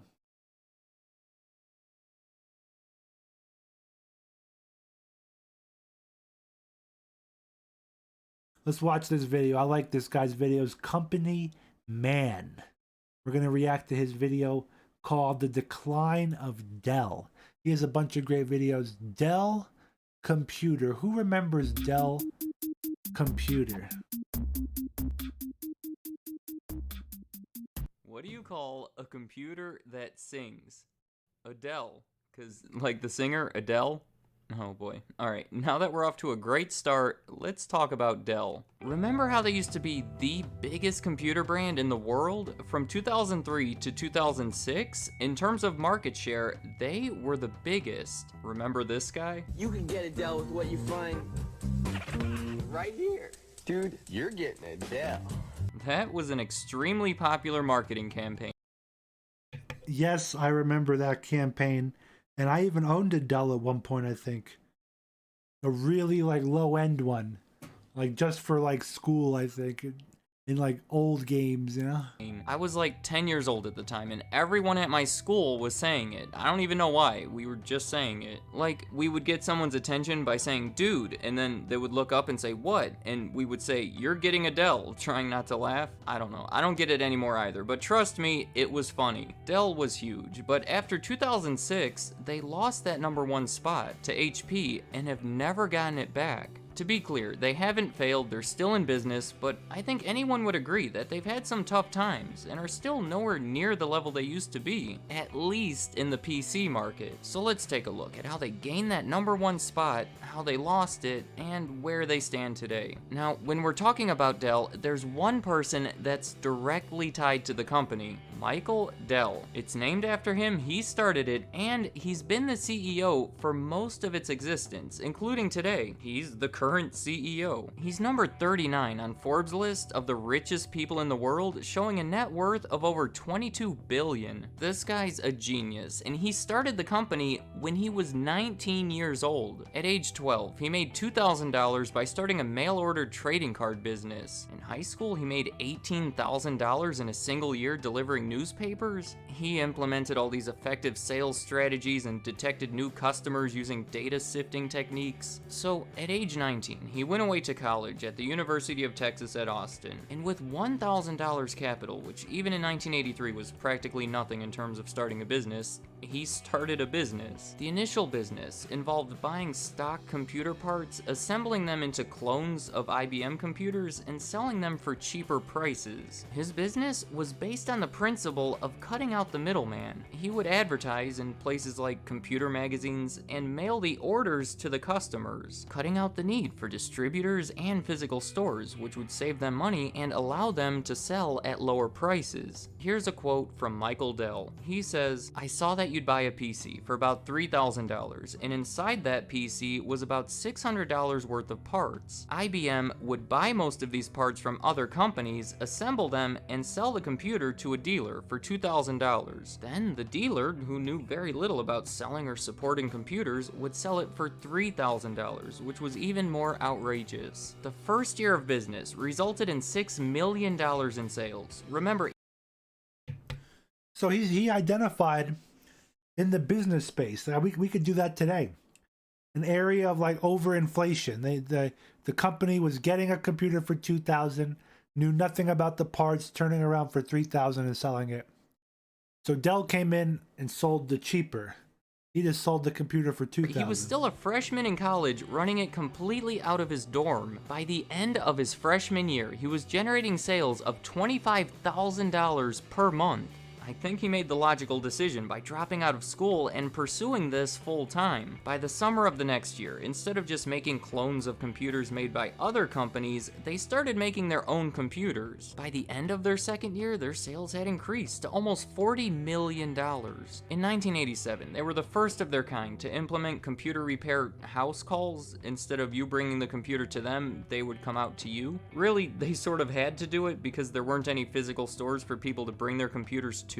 But it helped their reputation of having positive customer service and again helped separate them from the competition. By 1988, their sales were $258 million, and they raised $30 million by becoming a public company and selling 3.5 million shares at $8.50 apiece. This might be the most remarkable first 5 years of a company I've ever seen. Just considering the fact that it was started by a 19-year-old college freshman in his dorm room and within 5 years became a multi-million-dollar publicly traded company? Holy cow. And it just continued to grow from there. In 1989, they were the 22nd largest PC maker. In the next year, they were number 6. And then from 1991 to 1992, their sales more than doubled, and they first made their debut on the Fortune 500 list, with Michael Dell being the youngest CEO on the list at age 27. This guy was really young. In 1996, they launched Dell.com and started selling their PCs over the internet. The way Dell had separated themselves from the beginning was cutting out the middleman. It was a business built on the idea that retail stores were unnecessary and they could deal directly with the customers. At first, it was through catalogs and over the phone, but you could imagine how much easier the internet would make all of this. They were running their business on the same principles as an online retailer anyway. They were now using the internet to coordinate the customer orders with orders from the suppliers. It was an easier means of technical support and just a superior way for customers to place orders. Within the first 6 months, their online sales had reached $1 million every day. By 1999, it had gone up to $30 million daily, which was 40% of their overall sales. The next year, they were selling $40 million through their website every day. It was soon after this when they started that obnoxiously catchy ad campaign. Soon after that, they took that #1 spot of PC market share. Look at their sales graph from the very beginning up until 2005. It wasn't a flawless 22 years, but My goodness, I don't think they could have hoped for any better than this. From a 19-year-old college student building PCs with the $1,000. What happened to them? They were doing good. Look at this growth. The company just disappeared. I wonder what happened. He started with, to becoming the world's largest PC maker with over 50. We're watching the decline of Dell. What happened? Dell PC. This is the company man's YouTube channel, the company man. $1 billion in sales. If I extend the graph, we see their sales did continue a little longer, but it gets a little shaky after that. Here's why I identify 2006, 2007 as being the turning point. For one, that's when they lost that top spot of PC market share to HP. During that year, HP stock went up 45%, while Dell stock declined 16%. And also, consider their operating margins. An operating margin can show how profitable a company is. Here's a graph comparing Dell and HP from this time. If you look at 2003, for Dell, it shows 8.55%, meaning for every dollar in sales, they made 8.5 cents in operating earnings. The higher, the better. And you can see in 2006, it fell for Dell and it went up for HP, and those trends just continued. Also around this time, they had a recall of 4.1 million laptop batteries because they could erupt in flames. Okay, that right there could cause your company to go downhill. I mean, you're doing good, then HP comes, the competitor. They start taking over. This sounds like sabotage, though, right? Industrial sabotage. 4.1 million batteries made by Sun International Herald. That's not good for profits, but it's really not good for their reputation. I don't want my laptop to erupt in flames. They were also being criticized for their poor customer service, and an accounting scandal came to light that I don't want to talk too much about right now, but it ended in Dell paying a $100 million settlement in 2010. So between their falling financial state, market share, stock price, operating margin, and their falling reputation, battery recall, customer service, accounting scandal, I'd say this was a bad time for Dell. Now, I've been talking about Michael Dell being the CEO, but he actually wasn't during all of this. He was CEO up until 2004, and then this new guy, Kevin Rollins, stepped in. During his time in charge, the company was criticized for lacking innovation. The criticism was that they were too concerned with offering an inexpensive computer and getting it to the customer quickly, rather than making a good computer. They were spending considerably less on research and development than their competitors, which has sort of always been their strategy, but I suppose customer tastes were changing and they're becoming more and more concerned with a good product and willing to pay more for it. Once everything went bad, Rollins left, and Michael Dell came back. That's when he tried to turn everything around, and I'm not so sure how effective it was initially. He took over right before the economic downturn in 2008, which didn't help things, but also the market for PCs isn't what it used to be. With the introduction of the iPad in 2010, along with other tablets, and even smartphones, people aren't relying on personal computers as much as they used to. Dell has always been mainly concerned with computers, but I think at this point, they saw that they were struggling to stay on top of the computer industry, and it wasn't the ideal industry anymore anyway. From there, they've slowly but surely been changing their focus from PC sales to services. They've been acquiring all these other companies, most of them involved in IT or network security or cloud storage. In 2013, they made a huge move when Michael Dell and a private equity firm called Silver Lake Partners got together to buy Dell. They took the company private for the... Wow, so when stuff like this happens, it's crazy. A private firm comes in, buys a company, and makes it private.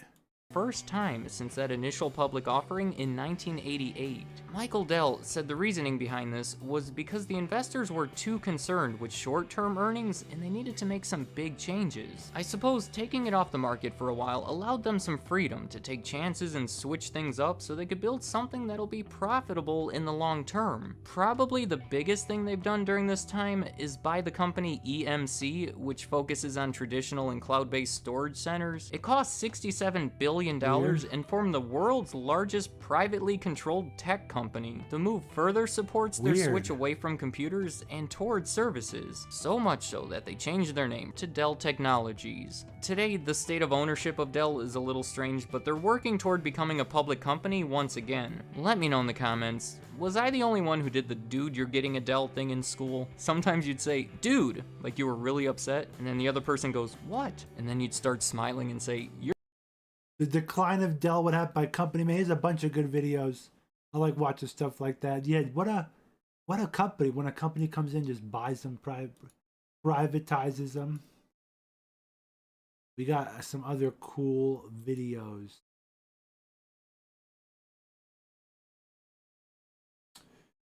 This guy is named Oxide. Long-range patrol rations must be eaten during a long-range patrol. Mountain House MCW review. This is a riots in every major city. I've discovered that I'm not only Canadian, but also racist. And none of my Russian gear is arriving on time. Suffice to say, everything is completely fucked. My 1 video per week schedule is off the rails thanks to the apocalyptic status of the current year. So, after hiding in my basement, unable to work on projects for a month, and discovering that General Sam is indeed too fat to hike the Appalachian Trail, I got a message from St. Paul, Minnesota asking for a platoon-sized quick reaction element. I got a strongly worded email from Commando Store. They're actually located in St. Paul. These radical Mujahideen merchantmen have demanded a show of solidarity to their cause as anarchy descends not just in their locality, but also in mine. Commando Store has ordered me to shill their Mountain House cold weather meals that they foolishly overstocked. No, really, you can get a free turkey tetrazzini meal with this code. And if you add enough water, it'll make your piss smell exactly how the meal tastes. I promise. Anyway, receiving an order from such a problematic group of people is not something to take lightly. Fearing for my life, I grabbed not only my rifle, but the conveniently packed, calorie-dense nutrition as I retreated in the woods. The supply package sent by Commando Store included all 7 types of MCW meals as well as some snack items. To justify the calories given by each meal, I decided to hike dozens of miles through rough Cascade Mountain backcountry trails for several days. Beautiful. But simply hiking with the essentials is too easy. If I wanted to gain anything besides adjectives to describe delicious cold weather meals, I would have to add some weight to my ruck. So I packed a rifle, magazines, and some funny looking tubes, with the total weight of my ruck coming to just shy of 50 pounds. This was really rough going, a real mountain with some serious elevation gains. I made a point to go out in bad weather, as cold weather meals should be eaten in cold weather. The rain in and of itself isn't too bad as long as looks like an AK-101. Plus, I had a rain suit and some wool gear to change into if things got bad. I kept going up the mountain as quick as I could and didn't let up till I started to get close to the top, stopping to try the first snack item, the barbecued peanuts, when I got a quick break from the downpour. The peanuts have a parody of the 1,000-yard stair marine from the Battle of Enowetok. They tasted great and went down nicely with some cold filtered mountain water. The peanut flavor wasn't overcome by the barbecue, and I could taste a bit of the garlic and paprika. I should note that the bags these snacks came in kept watertight the whole trip, even after resealing them, but some of the package art didn't survive as the rain melted the paper away.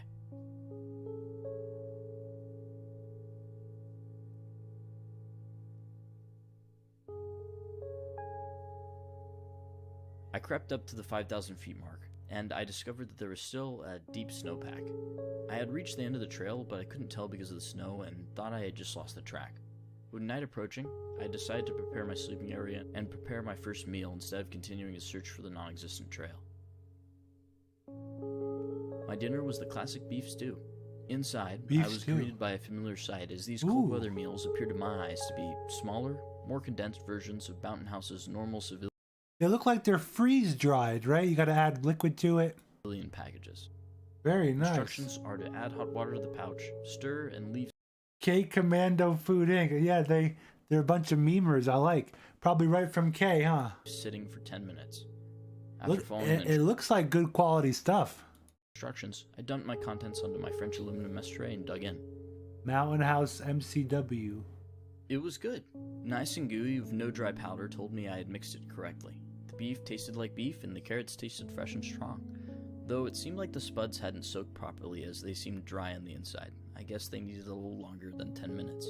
This was an encouraging start, but I really wish I'd brought along some ketchup packets or sauce to go along with it. You done goofed. Cleaned my kit. You goofed. No ketchup. Do a 6 out of 10. Daylight was starting to fade, and I felt like I needed a little kick in the ass to ready my sleeping area, so I broke out my first Zippy beans. These chocolate-covered espresso beans are packed with caffeine, meaning I could get a dose without preparing hot coffee. I also hoped that their caffeine would keep my bowels running, as I still had 6 MREs left to go. Oh my god. Chocolate beans were very crunchy, and water is a definite requirement. But the flavor was great, and it took some restraint to keep my bean intake low to avoid getting the jitters. In my mind, the Zippy beans are a comparable product to the Coca-Cola caffeine chocolate. I'd give the chocolate espresso beans a 9 out of 10. Very good. On top of my inflated pad, I felt as comfortable as could be. But the strain from the ruck had taken its toll, and I had some weird dreams. When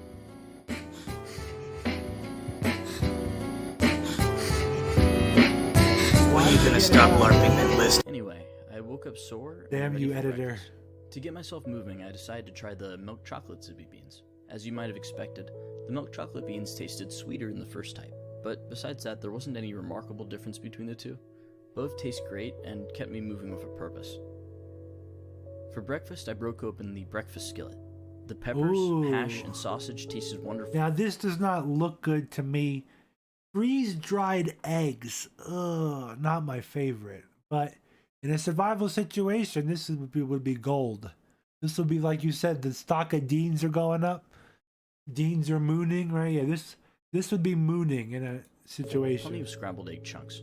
I felt like there was a great balance of salt and pepper already mixed in with the meal, and to me that matters a lot. But at least you could tell what it is. Like the quality, you could tell that this is egg white, this is some pepper, some stuff, bell pepper. Mixed in with some the meal, meat. And to me that matters a lot with the flavor of eggs. The sausage, the beef stew looked a lot better. The eggs themselves, but I'm biased because I don't like freeze-dried eggs. Left a bit of a powdery residue in my mouth, but it washed away with some cool mountain water. I'd give the breakfast skillet an 8 out of 10. This was much better than the beef stew. Wow, he liked it better. On the way down from this mountain, the rain didn't let up. I stopped for a while and did some target shooting on a rocky clearing on the mountain's face. To prevent rust. That's the beauty, guys. Everybody is on 4chan. That's why it's sad when boards like Pole are completely destroyed and washed away and inoperable. The mods don't do anything. K is probably still good. Other boards are good. Cooking is fun. Video games, the best memes are on V. Not B, V. V with like V for Vendetta. Rust and freaking out passerby on the isolated trail. I kept my rifle sealed up with a garbage bag, but once I opened that bag, it only served to trap water, and it was immediately drenched. My Glock was exposed to the elements in its holster the whole time and suffered even worse. Ooh. If you're gonna go on a trip in the Cascadian Mountains overnight, you got to oil your gun, lather it. Like in Vietnam, they would lather their gun in oil. The AR-15 can operate with a lot of oil in it. You don't want a lot of oil, but in a wet situation, it can operate with a lot of oil.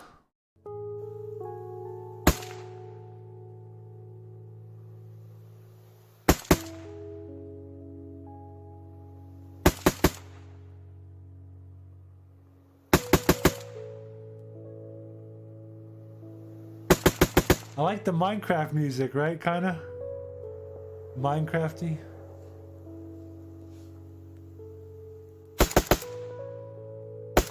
It's his gun.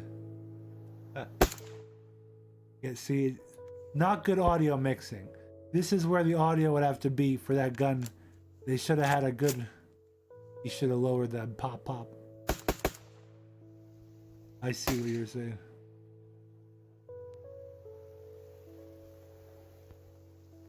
They didn't audio mix proper.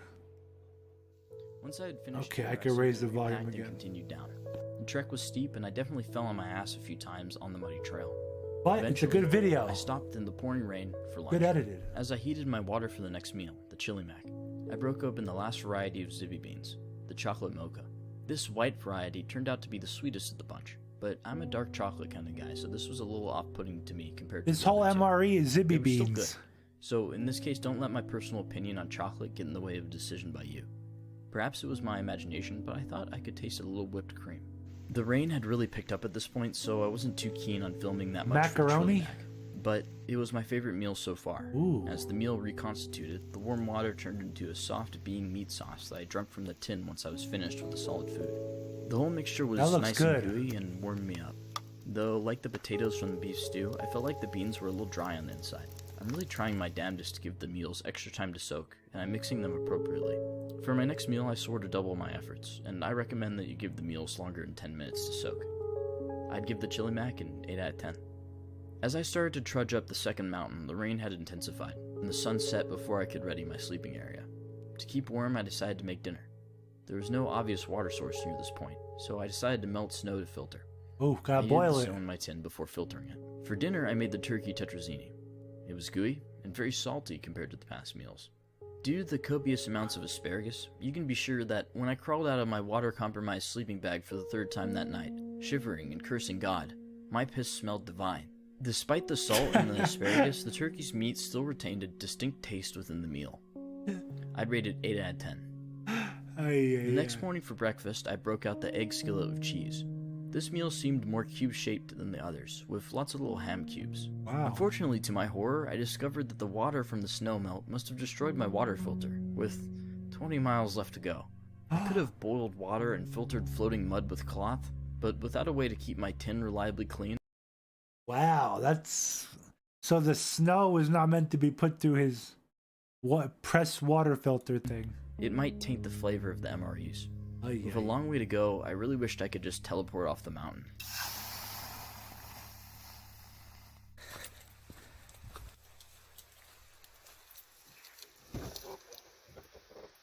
Before I You went show in off a these woods. last 3 MREs, I'd like to show you some of the donated and sponsor-provided helmets for the upcoming ballistic tests. See if you can recognize some of them. Yes. I don't know These the last real name food of it, items but include the aforementioned egg skillet, chicken the rice, masca. spaghetti, and finally the spicy almonds. I've been saving the almonds for the last day, ever conscious of a potential for spicy bowel movements. But without a good water source, I didn't touch them on the final march out.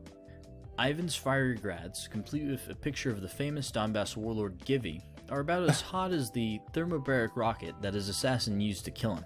They taste great, but the ghost pepper almonds, that had some weird ghost-busting instructions on the bag, are not for snacking, they're for pranking. Both almonds look identical, so I wholly recommend mixing both of them on a plate when you have guests over. Let's start with the chicken rice MRE. It smells sort of like sweet and sour chicken. The meal is very savory and salty, and rivals the Chili Mac as my favorite of the bunch. But the green Looks beans good. had a taste and texture similar to paper, holding this meal from the #1 spot. Oh. The spaghetti MRE is also very salty, with tomato paste that tastes like a grocery store do-it-yourself pizza kit. It's not really that bad, but the sauce's quality is very low and makes this spaghetti rendition an insult to Italy. Now, lastly, the cheesy skillet. The cheesy skillet requires very little water compared to the other Ew, MREs. no way. It tastes similar to the regular egg skillet, but cheesy and hammy instead of sausagey. Ugh, The I peppers couldn't. are nice. I hope this long video provided you with a guideline to the cold weather meals and helps you decide on what food items you'd like to buy for your own adventures. Thank you for your support during this difficult time, and rest assured. I like this guy. I've never seen his videos before. So far. Wow. Looks like some good stuff. We're going to subscribe. We subbed. Very cool. Very cool.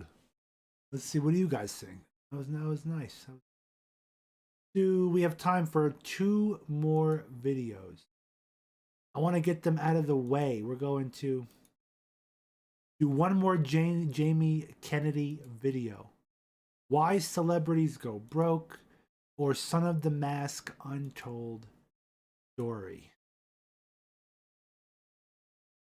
Let's do Son of the Mask Untold Story. To look for Hollywood insider secrets. is an actor, writer, and comedian who has appeared in such films as Scream and Malibu's Most Wanted. And starting this Friday, you can see him in the new movie, Son of the Mask. Please welcome Jamie Kennedy. You have these pop culture moments where you're known for something, you know what I mean, if you're lucky enough to get that. And I've had some really good ones where people really recognize you for things that are good. Scream, Jamie Kennedy Experiment, Malibu, and different things where you pop off. And then I've had some other ones where they didn't work, like when I hosted the Game Awards. Video games, they've been, where are my jokes? I tried my own New Year's special. God bless you, and we'll see you in 2024. Good night. Bye. There's a fight. It's ending with a fight. I started thinking about it, and they all have made an impact in their own way. As much as people have liked something I have done, they might have equally hated something I have done.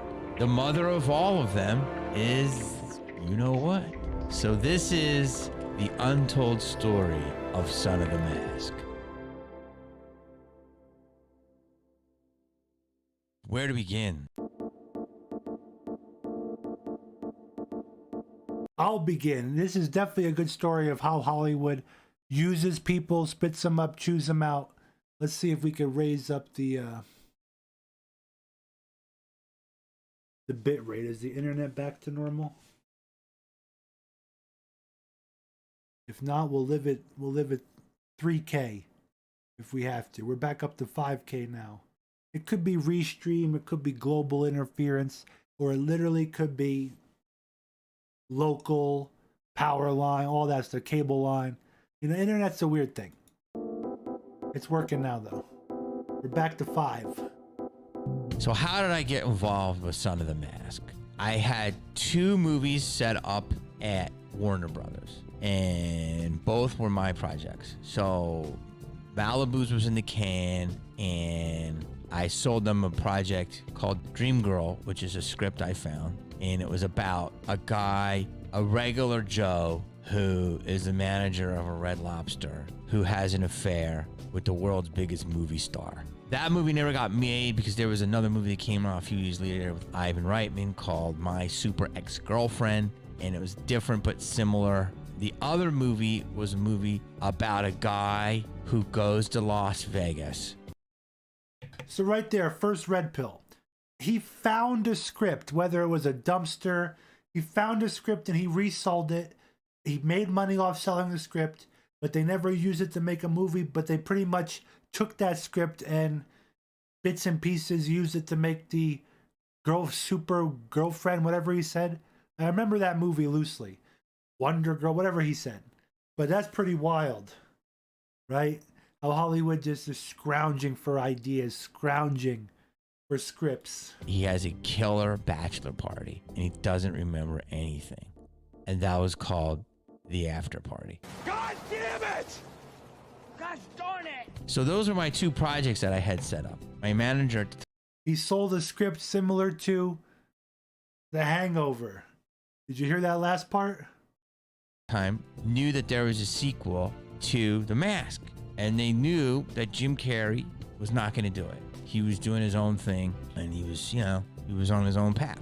And, The Mask is The Mask. The reason I think The Mask was The Mask is because of him. He's The Mask, That iteration of the movie was incredible because of him.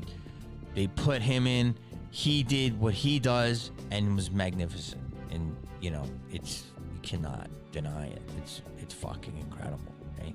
They were like, they're gonna make a sequel, but your name's being floated around. So I was like, okay. Now at the time, I'm doing my show, Jamie Kennedy Experiment. I have a movie at Fox that I was trying to get made with me playing 5 different characters that Mike Myers, I think, didn't do. I had, like I said, my 2 other projects. I was the guy that you go to make those kind of character movies. Like I was going to try to make my own Norbit or The Clumps or something like that. You know what I mean? That was my thing. Or Mike Myers doing multiple characters in Austin Powers. I was filling those shoes, and that's what I wanted to do. We're going to do it like Norbit, where I play all the parts. The company I was at, they also represented the director, Larry Guterman. Awesome guy. Great director. he directed Cats and Dogs, the first one, and it did well. And he's just a really, really hyper talented guy. You know, and New Line had the movie, and New Line was not with Warner Brothers. They were flirting. Right now, they're all owned by the same company. I met the director, had a great meeting with him, and I had one of those moments in a meeting where I was like, well, if I was going to do that, I would do something like this, or I would do something like that. And I said something, and I just did a character for him, and he died laughing. He's like, oh, I can see that. Oh. And he just died like a sweet guy. He just cried laughing. You know, my manager called me. He's like, he loves you. He thinks you're the guy for this. They're still developing it. I was like, okay, well, you know, put it on the plate. We'll see, right? Cut to, that was like, you know, probably 4 months before Malibu's came out. And Malibu's came out, and that's like what I consider like my first baby single, you know, or double. You know, it's like a low cost movie with you as the solo star. You know, you made your budget back in the first weekend. So the movie at the box office made triple what its budget was. Boom, this guy's, he's now in the game. You know what I mean? I was now just not the Scream guy anymore. I was the TV guy. I was like, what's up with this guy, Jamie Kennedy? What's up with him? And then I started taking meetings. It was the first time I ever got an offer. I had a meeting on another movie at Paramount, and it was about 3 guys that go camping, and I don't know, on a weekend, and crazy stuff happens, and it's called Without a Paddle. Matthew Lillard eventually did the role. I'm pretty sure that was the role I was. Remember this movie with Seth Green, right? Up the creek or something, right? Without a paddle. And they kind of made me the offer when it was like they were on the fence, and then Malibu's did well, and they're like, okay, let's make this guy the offer. So they had offered me the exact amount of money that I made for Malibu, but I wrote it, helped create it, I helped write it, created the character, acted in it. I didn't fight for producing credit, but I did a lot. And that was my first big payday. Had a great meeting with the producer, Donald DeLine. He's a huge guy, and that was at Paramount. Had a great meeting with Stephen Brill. And, you know, I knew a lot of the people that were going to be in it, so I was like, you know, this could be great. Once Malibu's went, I got an offer to do Son of the Mask. But it was called Mask 2 at the time, a.k.a. Son of the Mask. So had a lot to think about, you know? I had my 2 projects that I was doing on my own that I believed were my voice, but they weren't greenlit. I had a movie that I was going to be, you know, one of 3 co-leads, or I had this huge franchise with a lot of risk. I don't know how much control I would have, but potentially huge upside. And be the star and in the middle of the firestorm, but it's not Jim Carrey. So you know me, go big or go home.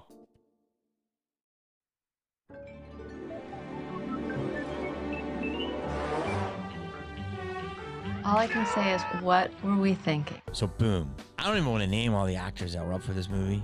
Matthew was up for that movie too. I don't know this for a fact, but I'm pretty sure Ryan Reynolds wanted it. And Ryan Reynolds got in the Blade 3rd one because they really liked him. Wow, Ryan Reynolds would have been the Son of the Mask. He's probably happy he didn't take that role, huh?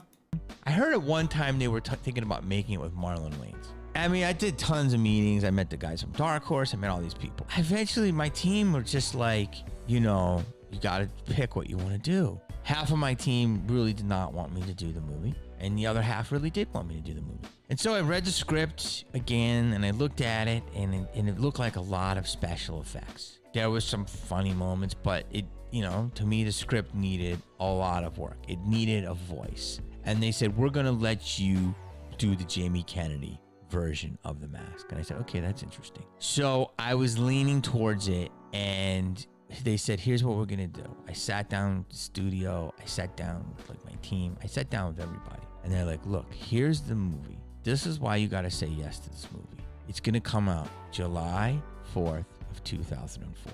Okay? You're going to go to Australia for 6 months, and you're going to shoot this movie. You're going to be the star of this movie in the sequel to one of the biggest comic book franchises ever. You're going to be on sides of buildings, and you are going to be the successor. And we're going to put $100 million of marketing into it. You're going to have to sign up for sequels. Going to be $1 million for the first movie, $5 million for the sequel, $10 million for the next movie after that.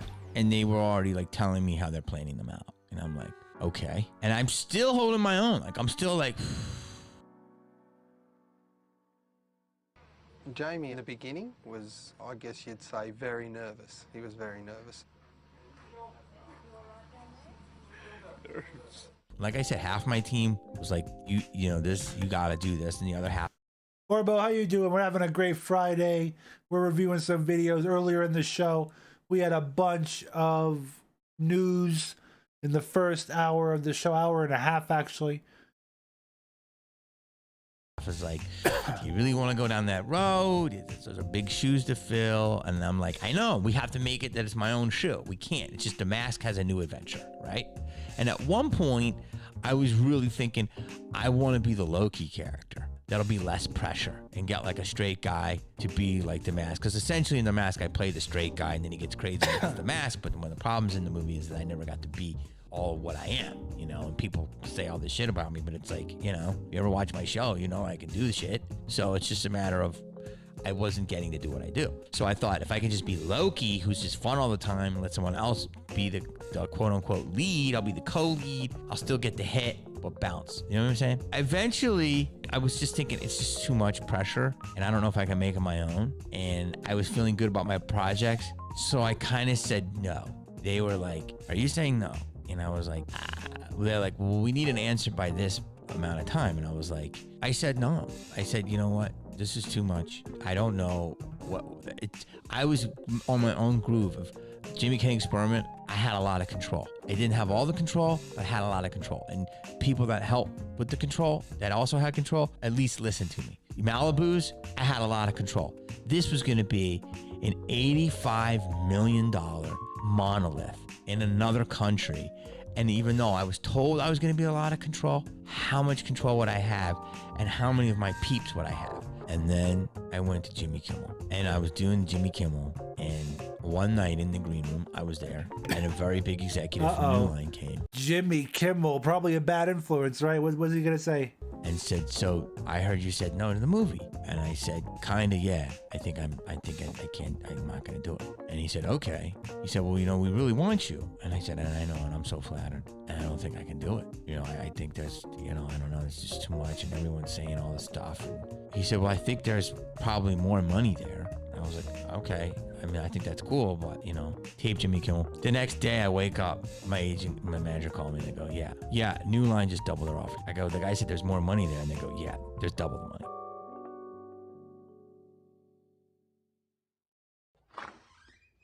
Honey, I'm home. So now I'm getting double the biggest offer I ever got.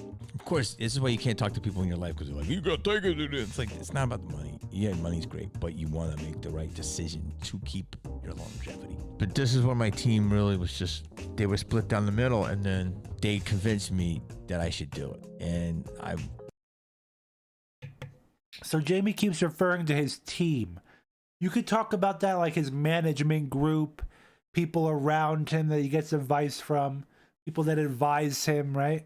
Started rationalizing in my head, okay, I think I can do this, and this is what we should do, and blah, blah, blah. But we have to check with my television show to see if we can do it. I say yes to the movie, and then the show says I can't do it. So then I was out of the movie again. And then the show and the studio get together and they rearrange the whole schedule. So instead of shooting the Jamie Kennedy Experiment over, you know, where shows usually go from September to like March, we condensed it to 3 months, which is pretty awesome. And we started shooting it in the summer so I could be wrapped by Halloween and I could fly to Australia November 2nd. And like my agent's like, look, dude, you're gonna fucking shoot the show in the summer. You're gonna be done by Halloween. You're gonna have 3 months. You're gonna get paid a whole seasons of shows in 3 months. They ordered 2 extra episodes. You're gonna shoot 3/4 of your show around the country. That's what we did. So we did episodes in Philly. We did them in fucking Miami. We did them in New York. We did them in Texas. And it was like a traveling prank show. It was awesome. And they're like, and then you're gonna go to Australia for 5 months. You're gonna sing. You're gonna dance. You're gonna sword fight. You're gonna do all. Yeah, Mask 2, I think, was a complete flop. I didn't even know there was a Mask 2, or that he was in it, to be honest. this stuff, animal training, you know, working with children, all these different things, and you're gonna fucking get paid a lot of money, and you're gonna fucking be the star of this massive franchise. And then you're gonna get a sequel, and then you're gonna get another sequel. And then from that, we're gonna bring in an action comedy, and then you're gonna, after that, you're gonna do a romantic dramedy, and you're gonna boom, and by the time you're fucking 38 years old, you're gonna be making 20 million plus 20%. Well, that didn't quite happen.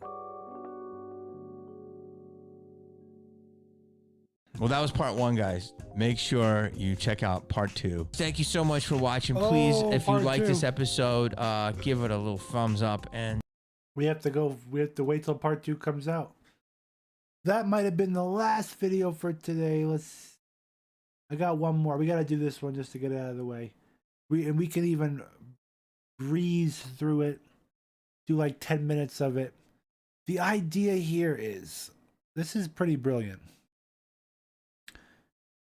This is about who finds the glitches used in speed runs, by Lowest Percent channel on YouTube.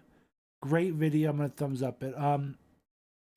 Speedruns is a phenomenon in video game competitions where players will try to beat a game as fast as possible and incorporate exploits to bring that number down to like real low. Like try to beat like this game, what is it, Zelda Wind Waker, in under an hour, and they use exploits, cheats.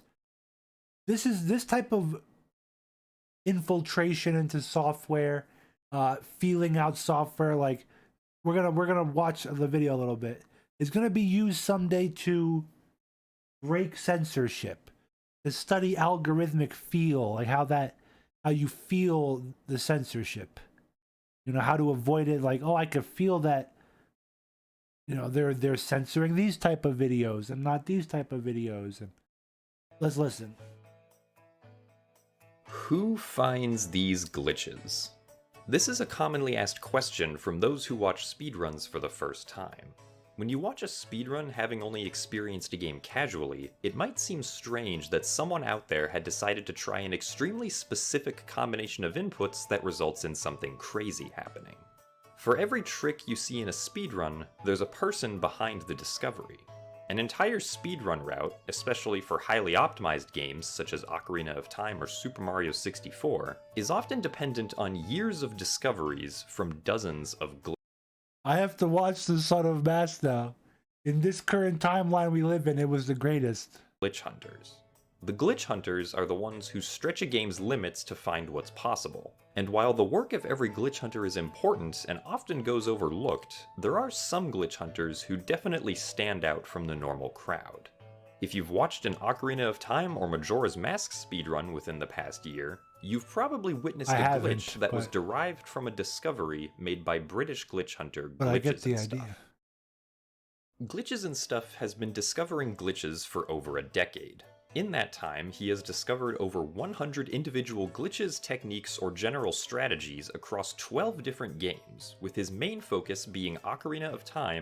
So essentially, if you look at this in a macro scale, this is like security OPSEC penetration testing. Like how they hire people to try to infiltrate a company, hack a software. This is basically someone doing it for fun with video games, but not doing it with programming and numbers, but doing it with the software itself.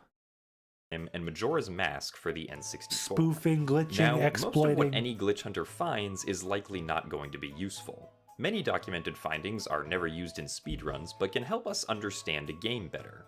Glitches and Stuff is responsible for many important glitches or general strategies within the Zelda franchise, such as bit warping in Skyward Sword and double storage in The Wind Waker.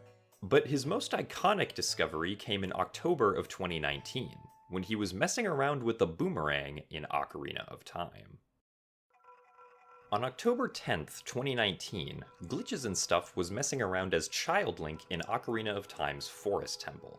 During his research, he wondered what might happen if Link used the boomerang to collect a Skulltula token, but then exited and re-entered the room the Skulltula token was in, before the boomerang came back. So, way before speedrunning, I used to try to find glitches in the Halo franchises. I was one of the people that found like get out of bounds, ways to break through walls, and like once you get good at this stuff, you could just do it. And even in multiplayer, there are people in Halo 2 that used to do super jumping. You know, there's a whole phenomenon of like you walk in the right spots of the map in the proper way, crouch in the right spot, punch a wall, and then jump. And then for some reason you get like a super jump ability. And it's either a glitch, programming error, programmed in. Back to him. No one the knows. Boomerang always pauses between door transitions in Ocarina of Time, and the objects loaded in the previous room unload once the room transition is complete. But if the Boomerang is still active while the objects unload, what happens to the token it's carrying? Glitches and Stuff got his answer when he re-entered the main lobby and there was a door floating where the Boomerang last was. Ooh. When the Boomerang picks up an object in Ocarina of Time, it stores what's known as a reference to the attached object. This reference is... Now again, we're watching this from a perspective of modern day cyberpunk style breaking of the systems, you know? How in the future these techniques will be used to combat censorship, combat over oppressive, you know, watchful governments, or be used to get apps on phones that you can't get that have been taken off the store. I'm just giving you examples of how people are going to adapt in the future and utilize software to glitch or exploit. You know what I'm saying? The location of the Habo Hotel coin money glitch object within the game's memory, and the Boomerang will use this to help change the object's position so that it lines up with the Boomerang while it flies back to Link. When exiting the room with the Boomerang still active, the game unloads the Skulltula token attached to the Boomerang. But the Boomerang still keeps the reference it originally made to the token, not knowing that the token isn't there anymore and that the reference is old and stale. When re-entering the main room, the game will load back all the necessary actors into memory, but it likely won't load them all to the exact same memory locations as before. This time, it happened to load a door at the memory location that the Boomerang has a stale reference to, meaning that the Boomerang will now manipulate the door's position as if it's the object being carried. Thus, the trick is called Stale Reference Manipulation, or SRM. Of course, all this wasn't immediately obvious to the Ocarina of Time glitch hunters. This sounds like some type of like remote viewing technique, you know, like SRM. And this wasn't the first time that something like this had been documented. The earliest instance of SRM actually dates back to 2007, but by 2019 there had been significant advancements in the tools that could be used to help understand how glitches work. The most important tool being a live memory viewer, as watching the game's memory change in real time provides invaluable information as to what's happening internally. Using these tools, the Ocarina of Time glitch hunters immediately got to work figuring out. It's funny with like these old games, like they almost ran off of memory. You know, if that makes sense. Like RAM, this is kind of like a RAM table. Your RAM on your computer, modern day. Random access memory is much bigger tables, but your graphics card produces the graphics. Your hard drive loads in your video or game into your memory, into the process of your computer, basically through memory. But your graphics card still processes stuff also. But these old games, you know, they had a graphical unit. But it's crazy how you could watch the memory, like when he runs this way, he's accessing this and this, like the Matrix. What happened and what else might be possible with this technique? After a week of non-stop team research, Glitches and Stuff debuted a staggering new application of SRM. The ability to change what item is inside a treasure chest. Weird. With the immense complexity of SRM also came immense possibilities, and the next year of glitch hunting provided no shortage of new discoveries. SRM became capable of editing Link's inventory, warping Link to any location, and even being a gateway to the most powerful glitch a video game can have: arbitrary code execution. With this immense power though, it's important to note that SRM is not an easy glitch to perform. Successfully executing an instance of SRM typically involves setting up the game's memory in a very specific way, using precise movement setups and requiring Link's facing angle to be perfect. Failing a setup will often lead to the game crashing and ending a run. The difficulty, precision, and understanding of what's happening internally is the reason it took over 20 years to discover SRM after the release of the game. 20 years it took to discover this after the release of the game. Imagine how long it's going to take to discover some crazy glitches and exploits in some of this modern tech that we deal with. Smartphones, Apple, Samsung, who knows? Robinhood, right? The Robinhood infinite Dogecoin glitch, right? You got bros. You just gotta press up, up, down on the oil stock. Go back to the Elon Musk stock, bro. Okay, go to Tesla. Hold Tesla for 5 seconds. And then if you back out at this exact same moment, at the 5-second mark, okay, for some reason in the memory sequence of Robinhood, it'll activate the unlimited Dogecoin glitch. Game.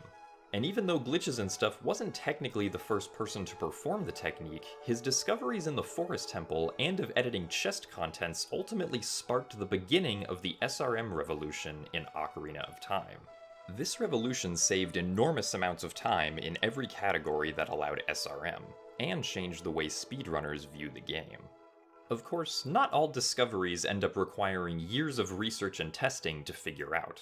Some major glitches just appear out of nowhere, like what happened to Glitch Hunter Gurtana 1 in the Wind Waker HD.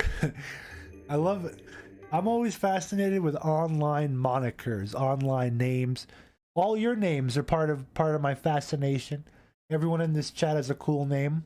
But yeah, these cool like glitcher names, you know? Giltana 1 or whatever, I forgot. It was in late cool, June cool of name. 2016, Very cool. Gurtana decided that he wanted to play The Legend of Zelda: The Wind Waker HD. Wind Waker HD this is the a final Wii U video. game, but We're gonna keep Gurtana watching. wanted to play it with a GameCube controller instead. Since the game doesn't have native GameCube controller support, Gurtana had to use a homebrew program to help make it work. One of the quality of life improvements that Wind Waker HD has over the original is the ability to walk around while in first person when holding out items. Naturally, Gurtana made use of this improvement while he was playing. However, sometimes when Gurtana pulled out a first-person item, he would begin sliding forward with more speed than normal, despite the fact that his control stick was in the neutral position. Confused as to what was happening, Gurtana contacted another Wind Waker HD speedrunner, Suslord, to try and figure out what was going on. Suslord. The result was bigger than either of them could have expected. Good name, good name. So the plan is, Let's check out Suslord. This is him. His footage. that's what we're doing. Whoa. Dude, this is huge. He No, just this is discovered scary. it live on one of No, his... this game's dead. This game is fucking dead now. It's over. That's right. So the Okay, plan so is, what he's saying is, when he says the game's dead, is this game used to be like, before this point, it might have been like a 10-hour, 5-hour speed run. But now with a discovery like this, cuts the time down. like that. That's what we're doing. Dude, this is huge. No, this is scary. No, this game's dead. This game is fucking dead now. It's over. It's over. It turns out that the ability to move while aiming with first-person items can be exploited to build up speed at an exponential rate, a glitch now known as item sliding. This works by moving in a direction with any first-person item, then immediately repositioning the control stick to be just outside of the dead zone in the opposite direction. Link's speed will then begin to exponentially climb with a 20% increase every single frame. What happened with Gurtana was that the homebrew program he used didn't map the control stick correctly, causing the neutral position of the GameCube controller to be interpreted as holding slightly downward. So when Gurtana would move forward with a first-person item and then let go of the control stick, it would snap. So what have we learned? Utilizing old software with new technology could infuse these type of ghost in the machine glitches. What does that mean? He's using a GameCube controller, I think he said, to play this game, or You'll go back in the video and watch it when it's on the main channel, or if you're watching right now, you can rewind. But basically, they're using a modern day controller or something that was created not for the program he's using. Because of that, now this glitch has been invented. Snap into the... This channel's name is Lowest Percent, and he has a lot of cool stuff. Mainly about speedrunning, I think. Perfect position to cause an item slide. Before item sliding, Wind Waker HD was a speedrun that didn't feature very many glitches, so once item sliding joined the fray, the runtimes began to plummet. But even with the ability to slide around at high speeds, Wind Waker HD was still a 3.5-hour long speedrun. The game still had one major roadblock left that Gurtana was eyeing: the barrier around Hyrule Castle, which prevents players from accessing Ganon's tower early. If it was somehow possible to get on the other side of this one wall, then the game would drop to a 90-minute speedrun almost immediately. 90 minutes. And considering the fact that there was now a glitch which easily allowed runners to reach ridiculously high speed values, I'm sure you can guess what eventually happened. Whoa, whoa.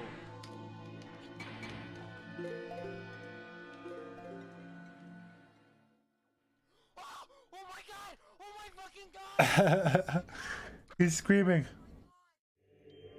He's first time anyone broke through. The collision polygons of the barrier don't quite come together in the center of the bridge. With an extremely precise facing angle and a fast enough movement speed, Gurtana successfully managed to get a recording of clipping through the barrier on April 10th, 2017. This massive sequence break now allowed for runs to skip completing every single dungeon, as well as the long Triforce quest at the end of the game. Thanks to the efforts of Gurtana and the rest of the community, Wind Waker HD transformed into a speedrun full of sequence breaks and insanely fun high-speed movement. So that pretty much, because of these glitches, it transformed their entire process. Let's fast forward a little bit. Pick up the Ocarina of Time and the Song of Time before the Door of Time will let him travel through time. So being able to bypass it saves a lot of time. But if you stand in the proper position on the left side of the door, you can actually see past it to the other side. The Door of Time doesn't quite stretch to the left wall, and this is where the exploit begins. The exploit. To get the skip to work, Kazooie used a combination of two techniques that he'd previously seen: a side hop out of bounds clip by Samus and twisted side hopping by Yautja. By using a precise twisted side hop... See, it's like, and as kids, we just learned this innately. Isn't that weird? Like, because I used to do that way before speed running. When I was a kid, I used to like slip through that door in that crack there. Because as a kid, like, we would just find out things like that. Like, oh, let's try this, let's try that. In a video game. Like, it's wild. But yeah, just like he did, he jumped through the gap in the wall there. Instead of a regular one, Kazooie could clip out of bounds on the left side of the door while still facing inwards towards the hallway. With this facing angle, he could make Link jump slash and redirect his momentum to go forward and land back in bounds to get past the door. A simple combination that results in a massive break. The Door of Time skip continues to be an integral part of Ocarina of Time's speedrunning. Even some current routes which use SRM to warp around everywhere still make use of it for getting to the Master Sword. Pretty nuts. And it's hard to imagine what the game's runs would be like without Door of Time skip, We're or any of applying the it other glitches that Kazooie to contributed modern to tech. Ocarina of Time. Except, I forgot one thing. Kazooie wasn't the first person to perform Door of Time skip. That credit goes to a glitch hunter named Mijitsu. Mijitsu had performed the glitch a few days beforehand but hadn't published a video on it, and had used tools that allowed him to slow down the game and help demonstrate that the glitch was possible, whereas Kazooie performed the skip in real time after hours of trying to make it work. They each discovered the same glitch independent of each other. So, the credit for discovering Door of Time skip goes to both of them then? Well, in a way, it's more than that. Without the side hop clip from Samus or the twisted side hop from Yautja, the skip wouldn't be possible the way we know it. And that's not true for just Door of Time skip. When item sliding was found in Wind Waker HD, it took the effort of not just Gertana and Suslord, but the entire community at the time, with people like Chastifer Lee, SBA, the Mirror Shield, and Linko Skuro to help test everything that was possible, as well as Dragonbane for creating the input viewer application that Gertana... This list, when he finishes it, look, it gets so big. So basically, all these people contribute to the modern day speedrunning scene of a lot of the Ocarina of Time and games he mentioned. And someday this is gonna be like the list of people that contribute to cracking all the medical secrets that are locked behind the algorithms, right? Like cracking the encryption codes of the elite used to manipulate technology, like cyberpunk. We're moving into a cyberpunk world, ladies and gentlemen. But it has been a great show. It's been a 4-hour show. I have to get going. I hope you guys have a great rest of your Friday. Thank you for sticking around and hanging out, getting some normie content for the main channel. But we covered a lot of news in the first 2 hours. Definitely go back and watch it. So much news that we even had some cubicle operatives in the chat. Very anti-American folks. Like Trump would say, very anti-American folks. So we're going to be back another time Sunday for a Bible study. Come back then and hang out. And you have a great rest of your day. Thank you very much for hanging out. You guys rock. Peace out, ladies and gents. That was fun. Hopefully, if you're watching in the past or present and future, tonight you should hang out. Uh-oh. I gotta get going. See the alarms, bells. I'm turning into a pumpkin, like Alice in Wonderland. Bong hits over on Twitch. Thank you very much for the thumbs up. I got some good footage. Me and Bong, we played Sea of Thieves. We were pirates. It was awesome. That'll be uploaded in a couple days. Guys, have a great rest of your day.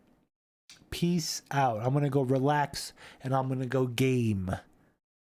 Have a nice day, everyone.